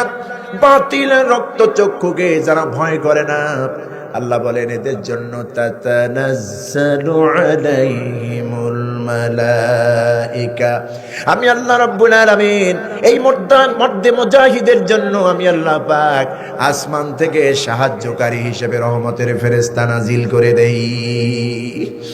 এই রহমতের ফেরেশতারা জমিনে আসে, আর জমিনে এসে দ্বীনের মুজাহিদদেরকে বলে আল্লা তাখাফু ওয়া লা তাহজানু ওয়া আবশিরু বিল জান্নাতিল্লাতী কুনতুম তুআদুন। ও দ্বীনের মুজাহিদরা, ভয় পেও না, শঙ্কিত হও না, কালেমার ঝান্ডা নিয়ে সামনে অগ্রসর হও, মোকাবেলা করো বাতিলের বিরুদ্ধে। আর যদি মোকাবেলা করতে পারো, ঝান্ডা যদি তো হাতে ধরে রাখতে পারো, মজবুত ভাবে যদি ময়দানে দাঁড়ায় থাকতে পারো, ও আবশিরু বিল জান্নাহ, সেই জান্নাতের সুসংবাদ গ্রহণ করো তোমাদের জন্য, আল্লাতী কুনতুম তুআদুন, যেই জান্নাতের ওয়াদা আল্লাহ তোমাদেরকে দিয়েছেন। শহীদ হলে এপারে দুনিয়া, ওপারে জান্নাত। কোন সুবহানাল্লাহ। এমন জান্নাত আমি আল্লাহ পাক তোমাদেরকে দেব। ওয়ালাকুম ফিহা মা তাশতাহি আনফুসুকুম ওয়ালাকুম ফিহা মা তাদউন নুজুলাম মিন গফুরির রহিম। এমন জান্নাত তোমাদের জন্য রেখে দিয়েছি, সেই জান্নাতের ভিতরে তোমরা যা চাইবে আমি আল্লাহ রাব্বুল আলামিন সমস্ত চাহিদা আমি তোমাদের মিটায় দেব। ওয়ালাকুম ফিহা মা তাদউন, এমন কি ওই জান্নাতে তোমরা যে আবদারগুলি করবে সব আবদার পূরণ করা হবে। খেয়াল করুন, আয়াতের শুরুতে এবং শেষে দুইটা কথা, একটা হলো চাহিদা আর একটা হলো আবদার, সম্পূর্ণ আলাদা দুটি শব্দ। চাহিদা হচ্ছে জান্নাতে বসে আছেন, আল্লাহ আপনারে জান্নাত দিয়েছে, যে কোনো উপায় আপনাকে খুশি আল্লাহ জান্নাত দিয়েছে। এখন জান্নাতে বসে আপনি দেখতেছেন বহুত কিছু নিয়ামত, ফলগুলি ঝরে আছে। আহারে ওই ফলটা যদি খেতে পারতাম। শুধুমাত্র ইরাদা করবেন, চাহিদা, ইচ্ছা করবেন, আল্লাহর কুদরতি নিজাম এই ফলটা আপনার মুখের কাছে চলে আসবে। আপনি তা ওই ফলগুলি ভক্ষণ করবেন, খাবেন, চিবাবেন। এক একটা ফল থেকে মিনিমাম 70 রকমের ঘ্রাণ আর স্বাদ আসবে, বেরিয়ে আসবে ওই ফল থেকে। এরকম অসংখ্য ফলের বাগান আল্লাহ রেখেছেন জান্নাতের মধ্যে। সূরা ইয়াসিন আল্লাহ বলেন লাহুম ফিহা ফাকিহাতুন ওয়া লাহুম মা ইয়াদউন, সেখানে অসংখ্য অগণিত ফলের বাগান থাকবে জান্নাতীদের জন্য। এটা হলো স্বাভাবিক চাহিদা। শারাবান তাহুরা, পবিত্র পানীয়, দুধের ঝর্ণা, মধুর ঝর্ণা, মাছের ভুনা, কলিজা, কত কিছু থাকবে জান্নাতে, এগুলো সাধারণ চাহিদা। আর ওয়ালাকুম ফিহা মা তাদউন, সেখানে তাদের আবদারগুলি পূরণ করা হবে, দাবি দেওয়া। এখন দাবি দেওয়া কি? ধরুন একটা ছেলে অল্প বয়সে শহীদ হলো, বিয়ে শাদী করতে পারে নাই, মাকে বাবাকে সময় দিতে পারে নাই। ওই শহীদদেরকে আল্লাহ জিজ্ঞেস করবে, বান্দা তুমি তো আমার জন্য, ইসলামের জন্য, কোরআনের জন্য শহীদ হয়ে এসেছো, তোমার এখন চাহিদা কি? ওই শহীদ বলবে রব্বুল আলামিন, আমি আমার মায়ের কোল খালি করে এসেছি, বাবার স্নেহ ভালোবাসা সব কিছু ত্যাগ করে বিবাহ করতে পারি নাই, আমি আমার পরিবারকে সময় দিতে পারি নাই, তোমার ইসলামের জন্য, কোরআনের জন্য, ইসলামের জন্য, দ্বীনের জন্য শহীদ হয়ে এসেছি। আল্লাহ জান্নাতে আজকে একা থাকবো না, ওই দুনিয়ায় যারা আমার ছিলেন আপনজন, ওরা কই, ওদেরকে আনো, একই জান্নাতে আমরা থাকতে চাই। ওয়ালাকুম ফিহা মা তাদউন, ওই জান্নাতের মধ্যে শহীদদের, জান্নাতীদের আবদারগুলি আল্লাহ পূরণ করবেন। কোন সুবহানাল্লাহ। তো এই যদি হয় অবস্থা জান্নাতে, আল্লাহ বলছেন সেই জান্নাত তোমাদের জন্য রেখেছি। আর দুনিয়ায় তোমাদের যুদ্ধ ক্ষেত্রে আমি ফেরেশতা দিয়ে সব ফেরেশতা নাজিল করে তোমাদেরকে সাহায্য করি, যেমন বদরের ময়দানে নাজিল করলাম। কত হাজার ফেরেশতা। নবীজি যখন দোয়া করলেন, চাদরটা সরে যাচ্ছে, নবীজির বগল মোবারক থেকে নূর চমকাচ্ছে। রাসূলুল্লাহ এত আহাজারি করলেন আল্লাহর কাছে, আল্লাহ তোমার সাহায্য যদি ইসলামের পক্ষে আজকে বদরের ময়দানে না পাই, আমি মুহাম্মদ সাল্লাল্লাহু আলাইহি ওয়াসাল্লাম তো দূরের কথা, ইসলাম এই মদিনায় থাকবে কিনা জানি না, তোমার সাহায্য চাই রব্বুল আলামিন। নবীজি দোয়া করলেন। মহেশপুরের ভাইয়েরা, ঝিনাইদহের ভাইয়েরা, একটু জবান খুলে বলুন তো, আল্লাহর হাবিব বিশ্বনবী সাল্লাল্লাহু আলাইহি সাল্লাম পৃথিবীর সেরা মানুষ, আল্লাহর বন্ধু, আল্লাহর দোস্ত, ময়দানে সাহায্যের জন্য হাত পেতেছেন। সাহায্য আসতে কি আর দেরি হয় নাকি? নবীজি হাত উঠালেন, আল্লাহ রাব্বুল আলামিন সঙ্গে সঙ্গে কবুল করলেন, কারণ আরশে আজিম তখন কাঁপতেছে আল্লাহর। নবীজির দোয়ার বদৌলতে জিবরিলকে ডেকে বলছেন, জিবরিল রে, আর দেরি করবে না, এক্ষুনি চলে যাও বদরের ময়দানে, নামো, গিয়া আসমান থেকে রহমতের ফেরেশতা সাহায্যকারী হিসেবে নামায়া দাও। সর্বপ্রথম 1000 ফেরেশতা নামানো হলো বদরের ময়দানে। সেকেন্ড টাইম আল্লাহ পাক বললেন, জিবরিল রে, 1000 নয় 3000 ফেরেশতা নামায়া দাও বদরের ময়দানে। বিসালাসাতি আলাফিম মিনাল মালায়েকা, 3000 ফেরেশতা নামায় দিল। আল্লাহ পাক বলছেন 3000 না, বিখামসাতি আলাফিম মিনাল মালায়েকা, 5000 ফেরেশতা ইসলামের জন্য, নবীর জন্য নামায়া দাও বদরে। আমার ভাইরা, আমি আপনাদের থেকে জানতে চাই, আবু জেহেলের নিকৃষ্ট বাহিনীর সঙ্গে লড়াই করার জন্য, বুঝপাড়া করার জন্য কি 5000 ফেরেশতা লাগে নাকি? লাগে কি? হযরত জিবরিল আমিন একাই তো যথেষ্ট। 600 খানা নূরের পাখা, 598 খানা ডানা বন্ধ করে 2টো ডানা দিয়ে ফোরফোর আঘাত করবে, কেল্লা ফতে হয়ে যাবে, অস্তিত্ব থাকবে না বদরের ময়দানে, ঠিক কিনা? কিন্তু নামালেন আল্লাহ পাক কত হাজার ফেরেশতা? এটা কোরআনের আয়াত। বিখামসাতি আলাফিম মিনাল মালায়েকা, 5000 ফেরেশতা সাহায্যকারী হিসেবে বদরের ময়দানে নামালেন। সুবহানাল্লাহ। যুদ্ধ শুরু হয়ে গেল। হযরত মুআজ এবং মুআওয়াজ ময়দানের মধ্যে দৌড় দিয়ে ঢুকে পড়লেন। ইসলামের চূড়ান্ত দুশমন আবু জাহেলকে টার্গেট করে মুআজ এবং মুআওয়াজ ময়দানে ঝাঁপিয়ে পড়লেন তরবারি নিয়ে। আব্দুর রহমান ইবনে আউফ তার চাচা, তার কাছে গিয়ে বলছেন, চাচাজি, বহুত কষ্ট করে হিকমত করে নবীজি রাসূলুল্লাহর অনুমতি নিয়ে ময়দানে নেমেছি। আমাদের টার্গেট হলো মক্কার আবু জাহাল। ওই আবু জাহেলটা কই, ওর একটু দেখায়া দেন। আমরা 2 ভাই টার্গেট নিয়েছি, ওইটারই শুধু। কারণ আমরা শুনতে পেয়েছি মক্কি জীবনে আমার রসুলকে সব চাইতে বেশি কষ্ট দিয়েছে আবু জাহাল। ওইটা কই, ওইটার একটু দেখায়া দেন। হযরত আব্দুর রহমান ইবনে আউফ কলিজার টুকরা ভাতিজা, 2জন ভাতিজার মনের অবস্থা, তাদের অনুভূতি দেখে খুব খুশি হয়ে গেলেন। আঙ্গুল দিয়ে ইশারা করে দিলেন, ওই ময়দানে ওই যে লোকটা দেখা যায়, ওই যে বাবরিওয়ালা ঘাড় মোটা লোকটা, ওইটার নাম আবু জাহেল। দেখাতে দেরি সিংহ শাবকের মতো মুআজ এবং মুআওয়াজ দৌড় দিতে দেরি নাই। জোরে দৌড় দিলেন, তরবারি আঘাত শুরু করলেন। কোনো কথা নাই, বার্তা নাই। কাফের সেনারা দেখতে পেল এই 2টি বাচ্চা মানুষ, কিশোর যুবক, 2 দিক থেকে 2 জন এমন ভাবে এলোপাতারে আঘাত করতেছে। আমাদের নেতা আবু জেহেলকে দুনিয়া থেকে তো সরায় ফেলবে। হায় হায়, কি হয়ে যাবে অবস্থা, এরকম তো হতে দেওয়া যায় না। আবু জেহেলকে চতুর্দিক থেকে ঘিরে ফেললো কাফের সেনারা। প্রত্যেকটা আঘাতের জবাব, প্রত্যেকটা আঘাতের ফেরত দিয়ে দিচ্ছে কাফের সেনারা। হযরত মুআজ 2 ভাই যখন যুদ্ধ শুরু করলো আবু জেহেলের বিরুদ্ধে, কাফের সেনাদের আঘাতে এক ভাইয়ের এক হাতের অংশ কেটে গেল, একটা হাত ঝুলে পড়ে আছে, সামান্য ঝুলে আছে। এই যুদ্ধের ময়দানে তাদের টার্গেট মিস হবে বলে ওই ঝুলন্ত হাতটাকে ঝুলতে দিতে দিল না, বরং পায়ের নিচে রেখে এমন জোরে টান দিয়েছে, এরপর আবু জেহেলের উপরে এমন আঘাত করেছে, দেহ থেকে জনমের মতো মাথা আলাদা করে দিয়েছে। ইসলামের বড় দুশ্মন কি, মুসলমানদের দুশ্মন কি, আল্লাহর হাবিবের দুশ্মন আবু জেহেলকে বদরের ময়দানে জাহান্নামের টিকিট ধরায় দিল মুআজ এবং মুআওয়াজ, 2 জন কিশোর সাহাবী রাসূলুল্লাহর। ও আমার কলিজার টুকরা ভাইয়েরা, আজকে যারা আয়োজন করলেন, আমি জানি প্রত্যেকটা যুবকের মধ্যে ইমানের দীপ্ত আগুন এখন জ্বলে উঠেছে। ইসলামের সুমহান বিজয় না নিয়ে আমরা কাউ ঘরে ফিরব না কেউ, ঠিক কিনা? আপনারা রাজি আছেন তো? এই যুবকদের সঙ্গে থাকবেন। আগামীর বাংলাদেশে তারাই ইনশাল্লাহ নেতৃত্ব দেবে। ইসলামী আন্দোলনের পক্ষে যারা আছে তারাই নেতৃত্ব দেবে, ঠিক কিনা? এই যুবক হবে, প্রত্যেকটা যুবক হবে ইসলামের অগ্র সৈনিক, ওমর রাদিয়াল্লাহু তাআলা আনহুর উত্তরসূরি। আল্লাহ কবুল করুন, আমরা বলি আমিন। আমার মা বোনরা এসেছেন, আপনারাও আগামী দিনে আপনারাও এটার পরিচয় দিবেন। ইসলামের পক্ষে আপনারা সায় দিবেন, কোরআনের পক্ষে, আল্লাহর দ্বীনের পক্ষে আপনারাও সায় দিবেন, আপনারাও রায় দিবেন। দিবেন কিনা? যদি দেন এদেশে বাতিল টিকতে পারবে না, ইসলামী হুকুমত কায়েম হবে।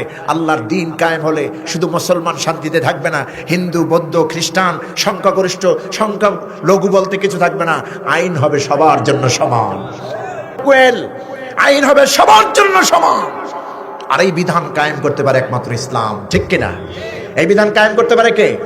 একমাত্র ইসলাম। সেই ইসলামের জুরি আমরা দেখতে চাই, ইসলামের বিকল্প আমরা কিছুই দেখতে চাই না বাংলার জমিনে, ইনশাআল্লাহ। আল্লাহ পাক যতটুকু কথা বললাম, রাত অনেক বেশি হয়ে গেছে, 12:15 পার হচ্ছে। আমি আপনাদেরকে আর কষ্ট দিচ্ছি না, আমরা এখনই মোনাজাতের দিকে যাচ্ছি। এই সুন্দর আয়োজনকে আল্লাহ কবুল করুন। যে কলিজার টুকরা যুবকের আয়োজন করলেন, আল্লাহ পাক দুনিয়া এবং আখিরাতে উভয় জাহানে তাদেরকে পুরস্কার দান করুন, আমরা বলি আমিন। মা বোনরা যেহেতু বহুত এসেছেন, আপনাদের জন্য ছোট্ট 1 মিনিটে একটু ওয়াজ করে যাই। রাসূলুল্লাহর হাদিস, নবীজি বলেছেন 4টা কাজ যদি মুসলিম নারীরা করে, আল্লাহর জান্নাতের যে দরজা দিয়ে খুশি ওই দরজা দিয়া মুসলিম নারীরা বেহেশতে প্রবেশ করতে পারবে। নাম্বার 1, ওয়াক্ত অনুযায়ী নামাজ পড়া, রমজান মাসের রোজা রাখা, স্বামীর খেদমত করা, নিজের সতীত্বের হেফাজত করা। এই 4টা কাজ আমার মা বোনরা করবেন। আর একটা কাজ, স্বামীকে মূল্যায়ন করবেন। স্বামীকে সন্তুষ্ট রেখে যদি একজন নারী দুনিয়া থেকে বিদায় হতে পারে, রাসূলুল্লাহ বলেছেন দাখালাতিল জান্নাহ, ওই নারী তো আল্লাহর বেহেশতে প্রবেশ করবে।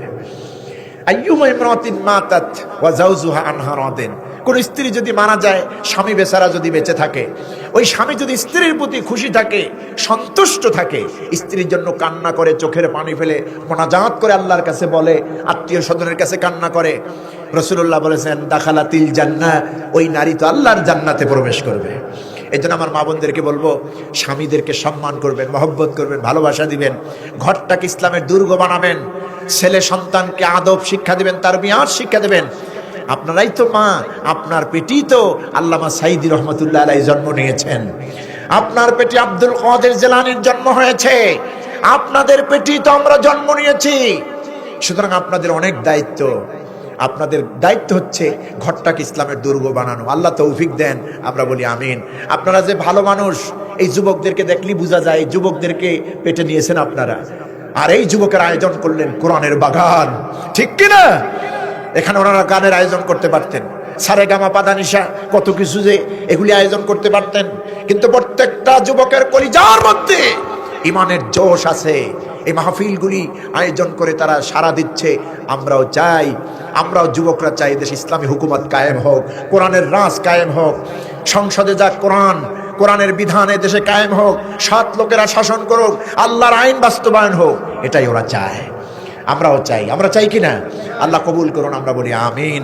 হাদা মা ইনদি ওয়াল ইলমু ইনদাল্লাহ আলাইহি তাওয়াক্কালতু ওয়া ইলাইহি উনীব।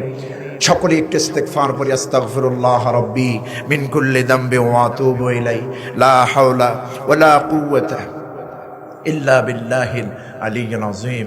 আস্তাগফিরুল্লাহাল্লাযী লা ইলাহা ইল্লা হুয়াল হাইয়ুল কাইয়্যুম ওয়া আতুবু ইলাইহি, লা হাওলা ওয়ালা কুওয়াতা ইল্লা বিল্লাহ।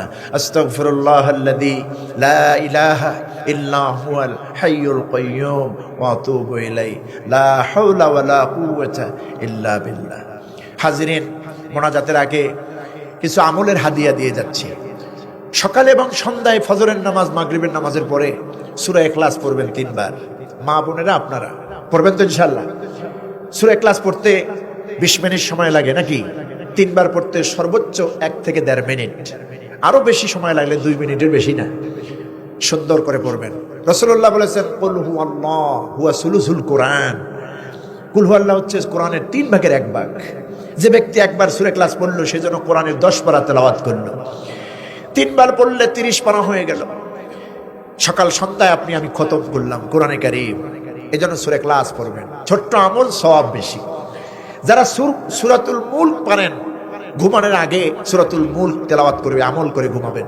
রাসূলুল্লাহ বলেছেন কবর, হাসর, সিরাত, মিজান সব জায়গায় আল্লাহর সাথে তর্ক করবেন এই সূরাটি তেলাওয়াতকারীর জন্য। আল্লাহর নাজাত না দিয়ে আমি তোমার সাথে তর্ক বন্ধ করব না, নাজাত দিতেই হবে। প্রত্যেক ফজরের সময়, ফজরের পরে সূরা ইয়াসিন তেলাওয়াত করবেন যারা পারেন। আল্লাহ আমলগুলি করার তৌফিক দেন, আমরা বলি আমিন। মোনাজাত দিয়ে দেই না? আল্লাহুম্মা আমিন। রব্বানা যালামনা أنفسنا وإن لم تغفر لنا وترحمنا لنكونن من الخاسرين ربنا ظلمنا أنفسنا وإن لم تغفر لنا وترحمنا لنكونن من الخاسرين ربنا لا تزغ قلوبنا بعد إذ هديتنا وهب لنا من لدنك رحمة إنك أنت الوهاب ربنا لا تزغ قلوبنا بعد إذ هديتنا وهب لنا من لدنك رحمة إنك أنت الوهاب رب العالمين তুমি তোমার কুদরতি নজর দিয়ে তাকায় দেখো এই ঠান্ডা কাঁপানো ঠান্ডা কনকনে ঠান্ডার মধ্যে শামিয়ানাগুলি ভিজে পানিগুলি টপকে টপকে পড়তেছে আল্লাহ ময়দানে রব্বুল আলামিন রাত্র 12:30টার মতো বেজে গেছে এই গভীর রাত তাহাজ্জুদের সময় আমরা গুনাহ মাখা দুখানা হাত তোমার দরবারে তুলে দিয়েছি গো আল্লাহ রব্বুল আলামিন ঘন্টার পরে ঘন্টা আলোচনা হলো তেলাওয়াতে কালাম দুরূদ সালাম জিকির আজগার যা হয়েছে সারা জীবনের গুনার বোঝা মাথায় নিয়ে কাঙালের মতো ভিক্ষুকের মতো দুখানা হাত তোমার দরবারে তুলে দিয়েছি রব্বুল আলামিন স্বীকার করে নিলাম আমার মতো গুনাহগার আমাদের মতো গুনাহগার আকাশের নিচে জমিনের উপরে আর নাই রব্বুল আলামিন এমন কোনো গুনাহ নাই যা করি নাই গুনার দিকে নজর করলে জাহান্নাম ছাড়া তো কোনো উপায় দেখি না মেহেরবানি করে আল্লাহ তুমি আমাদের গুনার দিকে তাকাইও না তোমার রহমতের দিকে নজর করে তামাম জিন্দেগির গুনাহ আল্লাহ তুমি মাফ করে দাও আয় আল্লাহ তাআলা আজকের এই বিশাল তাফসীরুল কোরআন মাহফিল যারা আয়োজন করলেন টাকা দিয়ে পয়সা দিয়া শ্রম দিয়া বুদ্ধি দিয়া সময় দিয়া যারা সহযোগিতা করলেন আল্লাহ খেদমত করলেন আমার কলিজার টুকরা যুবকগুলি রাত নাই দিন নাই ঘুম নাই শান্তি নাই শুধু মাহফিলের আয়োজনের টেনশনে আমার কলিজার টুকরা যুবকেরা যারা আয়োজন করলো ইসলামের খেদমতকে প্রত্যেক ইসলামের অগ্রসৈনিক বানাইয়া দাও যে সওয়াব তুমি দিবা এই আয়োজনকে কেন্দ্র করে আলোচনাকে কেন্দ্র করে সাবির হাদিয়া কোটি গুণ বৃদ্ধি করে দিয়া বিশ্বনবীর রওজা থায় পৌঁছাইয়া দাও তামাম পৃথিবীর মাটির নিচে যত মুমিন মুমিনাত কবরে শুয়ে আছেন আল্লাহ সবাইরে মাফ করে দাও আমাদের আপনজন দাদা দাদি নানা নানি ভাই বোন আত্মীয় স্বজন যিনি যেখানে কবরে শুয়ে আছেন আল্লাহ সবাইকে তুমি মাফ করে দাও ওই কবর তো অত্যন্ত কঠিন জায়গা দুনিয়ার মানুষ তো জানে না কবর কত কঠিন জায়গা দুনিয়ার মানুষ তো বুঝে না কবর কত ভয়ানক জায়গা আপনজনেরা কলা পাতা বিছায়া বাঁশের চালি দিয়া মাটি চাপা দিয়া চলে যায় একটা বারের জন্য পিছনের দিকে তাকাইয়াও দেখে না ওই কবরে কেউ নাই তুমি ছাড়া আল্লাহ ডানে মাটি বামে মাটি নিচে মাটি উপরে মাটি কেমনে থাকে তোমার গোলামেরা জানি না ওই অন্ধকার কবরে তুমি ছাড়া আর কেউ নাই আমাদের আপনজন যারা এই কবরবাসী আল্লাহ তুমি মাফ করে দাও রব্বুল আলামিন গভীর রাতে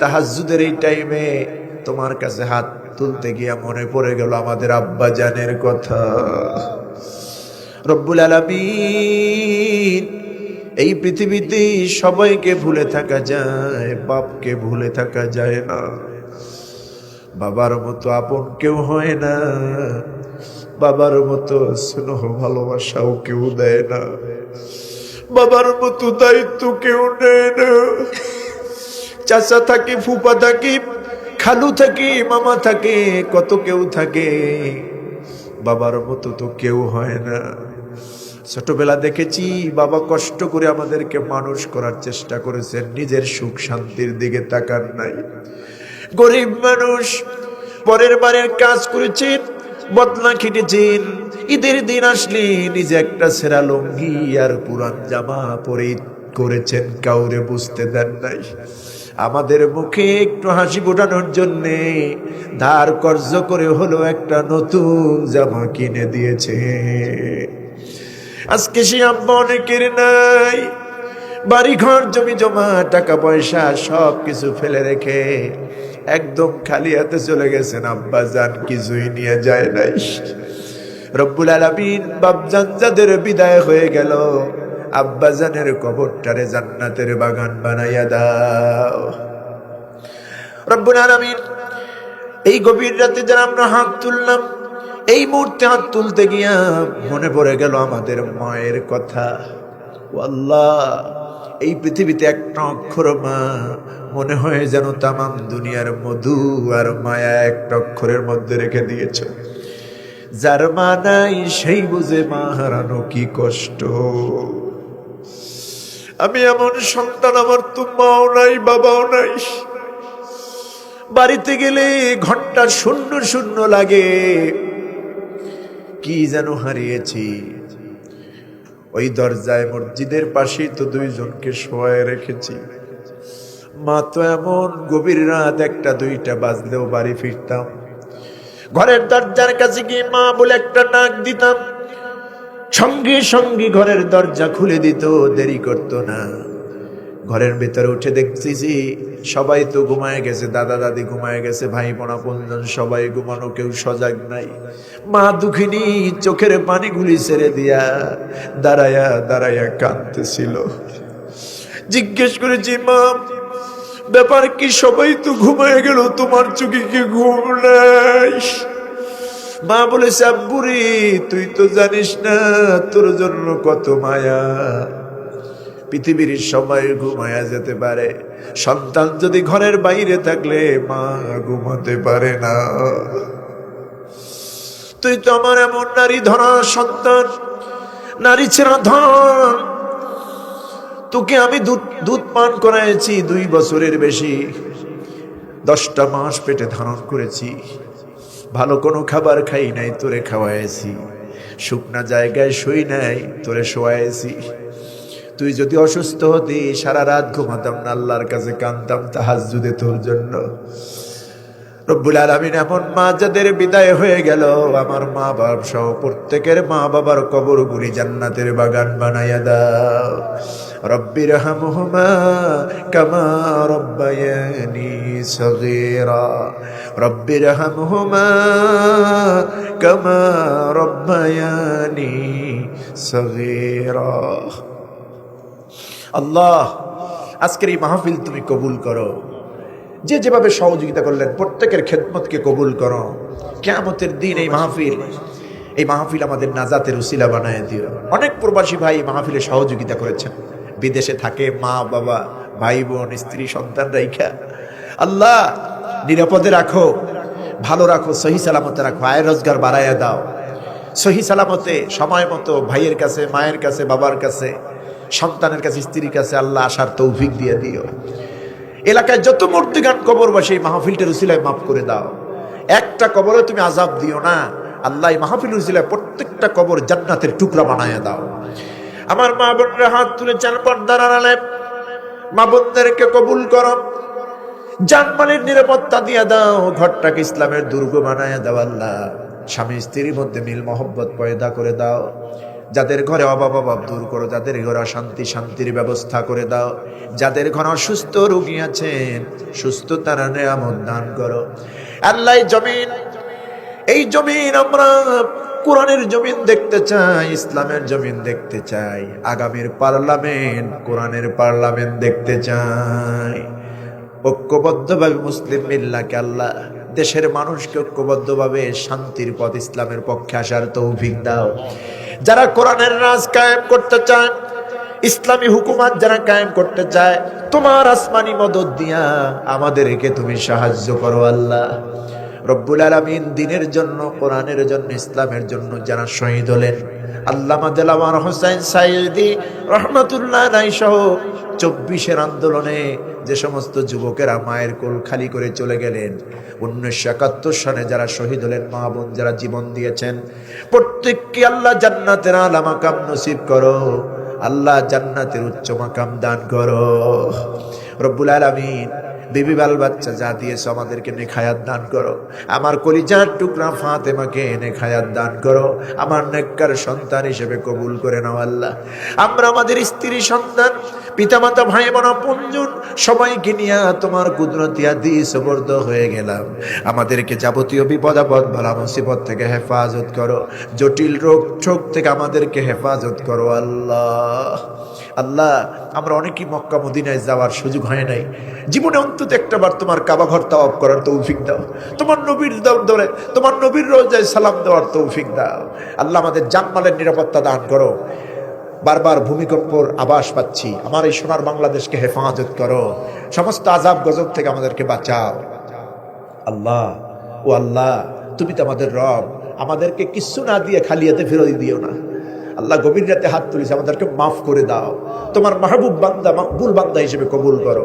আমাদেরকে নেক হায়াত দান করো, যুবকদেরকে নামাজি বানাও, মুরব্বী যারা এসেছেন হায়াতে তৈয়বা সেহাতে কুল্লিয়া দান করো আল্লাহ রব্বুল আলামিন। আয় আল্লাহ, যতগুলি মাহফিলের ওয়াদা নিয়েছি রমজানের পর পর্যন্ত নিতেছি আল্লাহ, প্রত্যেকটা মাহফিলে ওয়াদা অনুযায়ী যেতে পারি তৌফিক দাও। সুস্বাস্থ্য নেক হায়াত যেভাবে কণ্ঠ দরকার, তোমার গোলামকে ভিক্ষা দান করো, আমাদের যাতায়াতের রাস্তা নিরাপদ করে দাও। আল্লাহুম্মা জিদনা ওয়ালা তানকুসনা ওয়া আকরিমনা। আল্লাহুম্মা ইন্না আলা যিকরিকা ওয়া শুকরিকা ওয়া হুসনি ইবাদাতিক।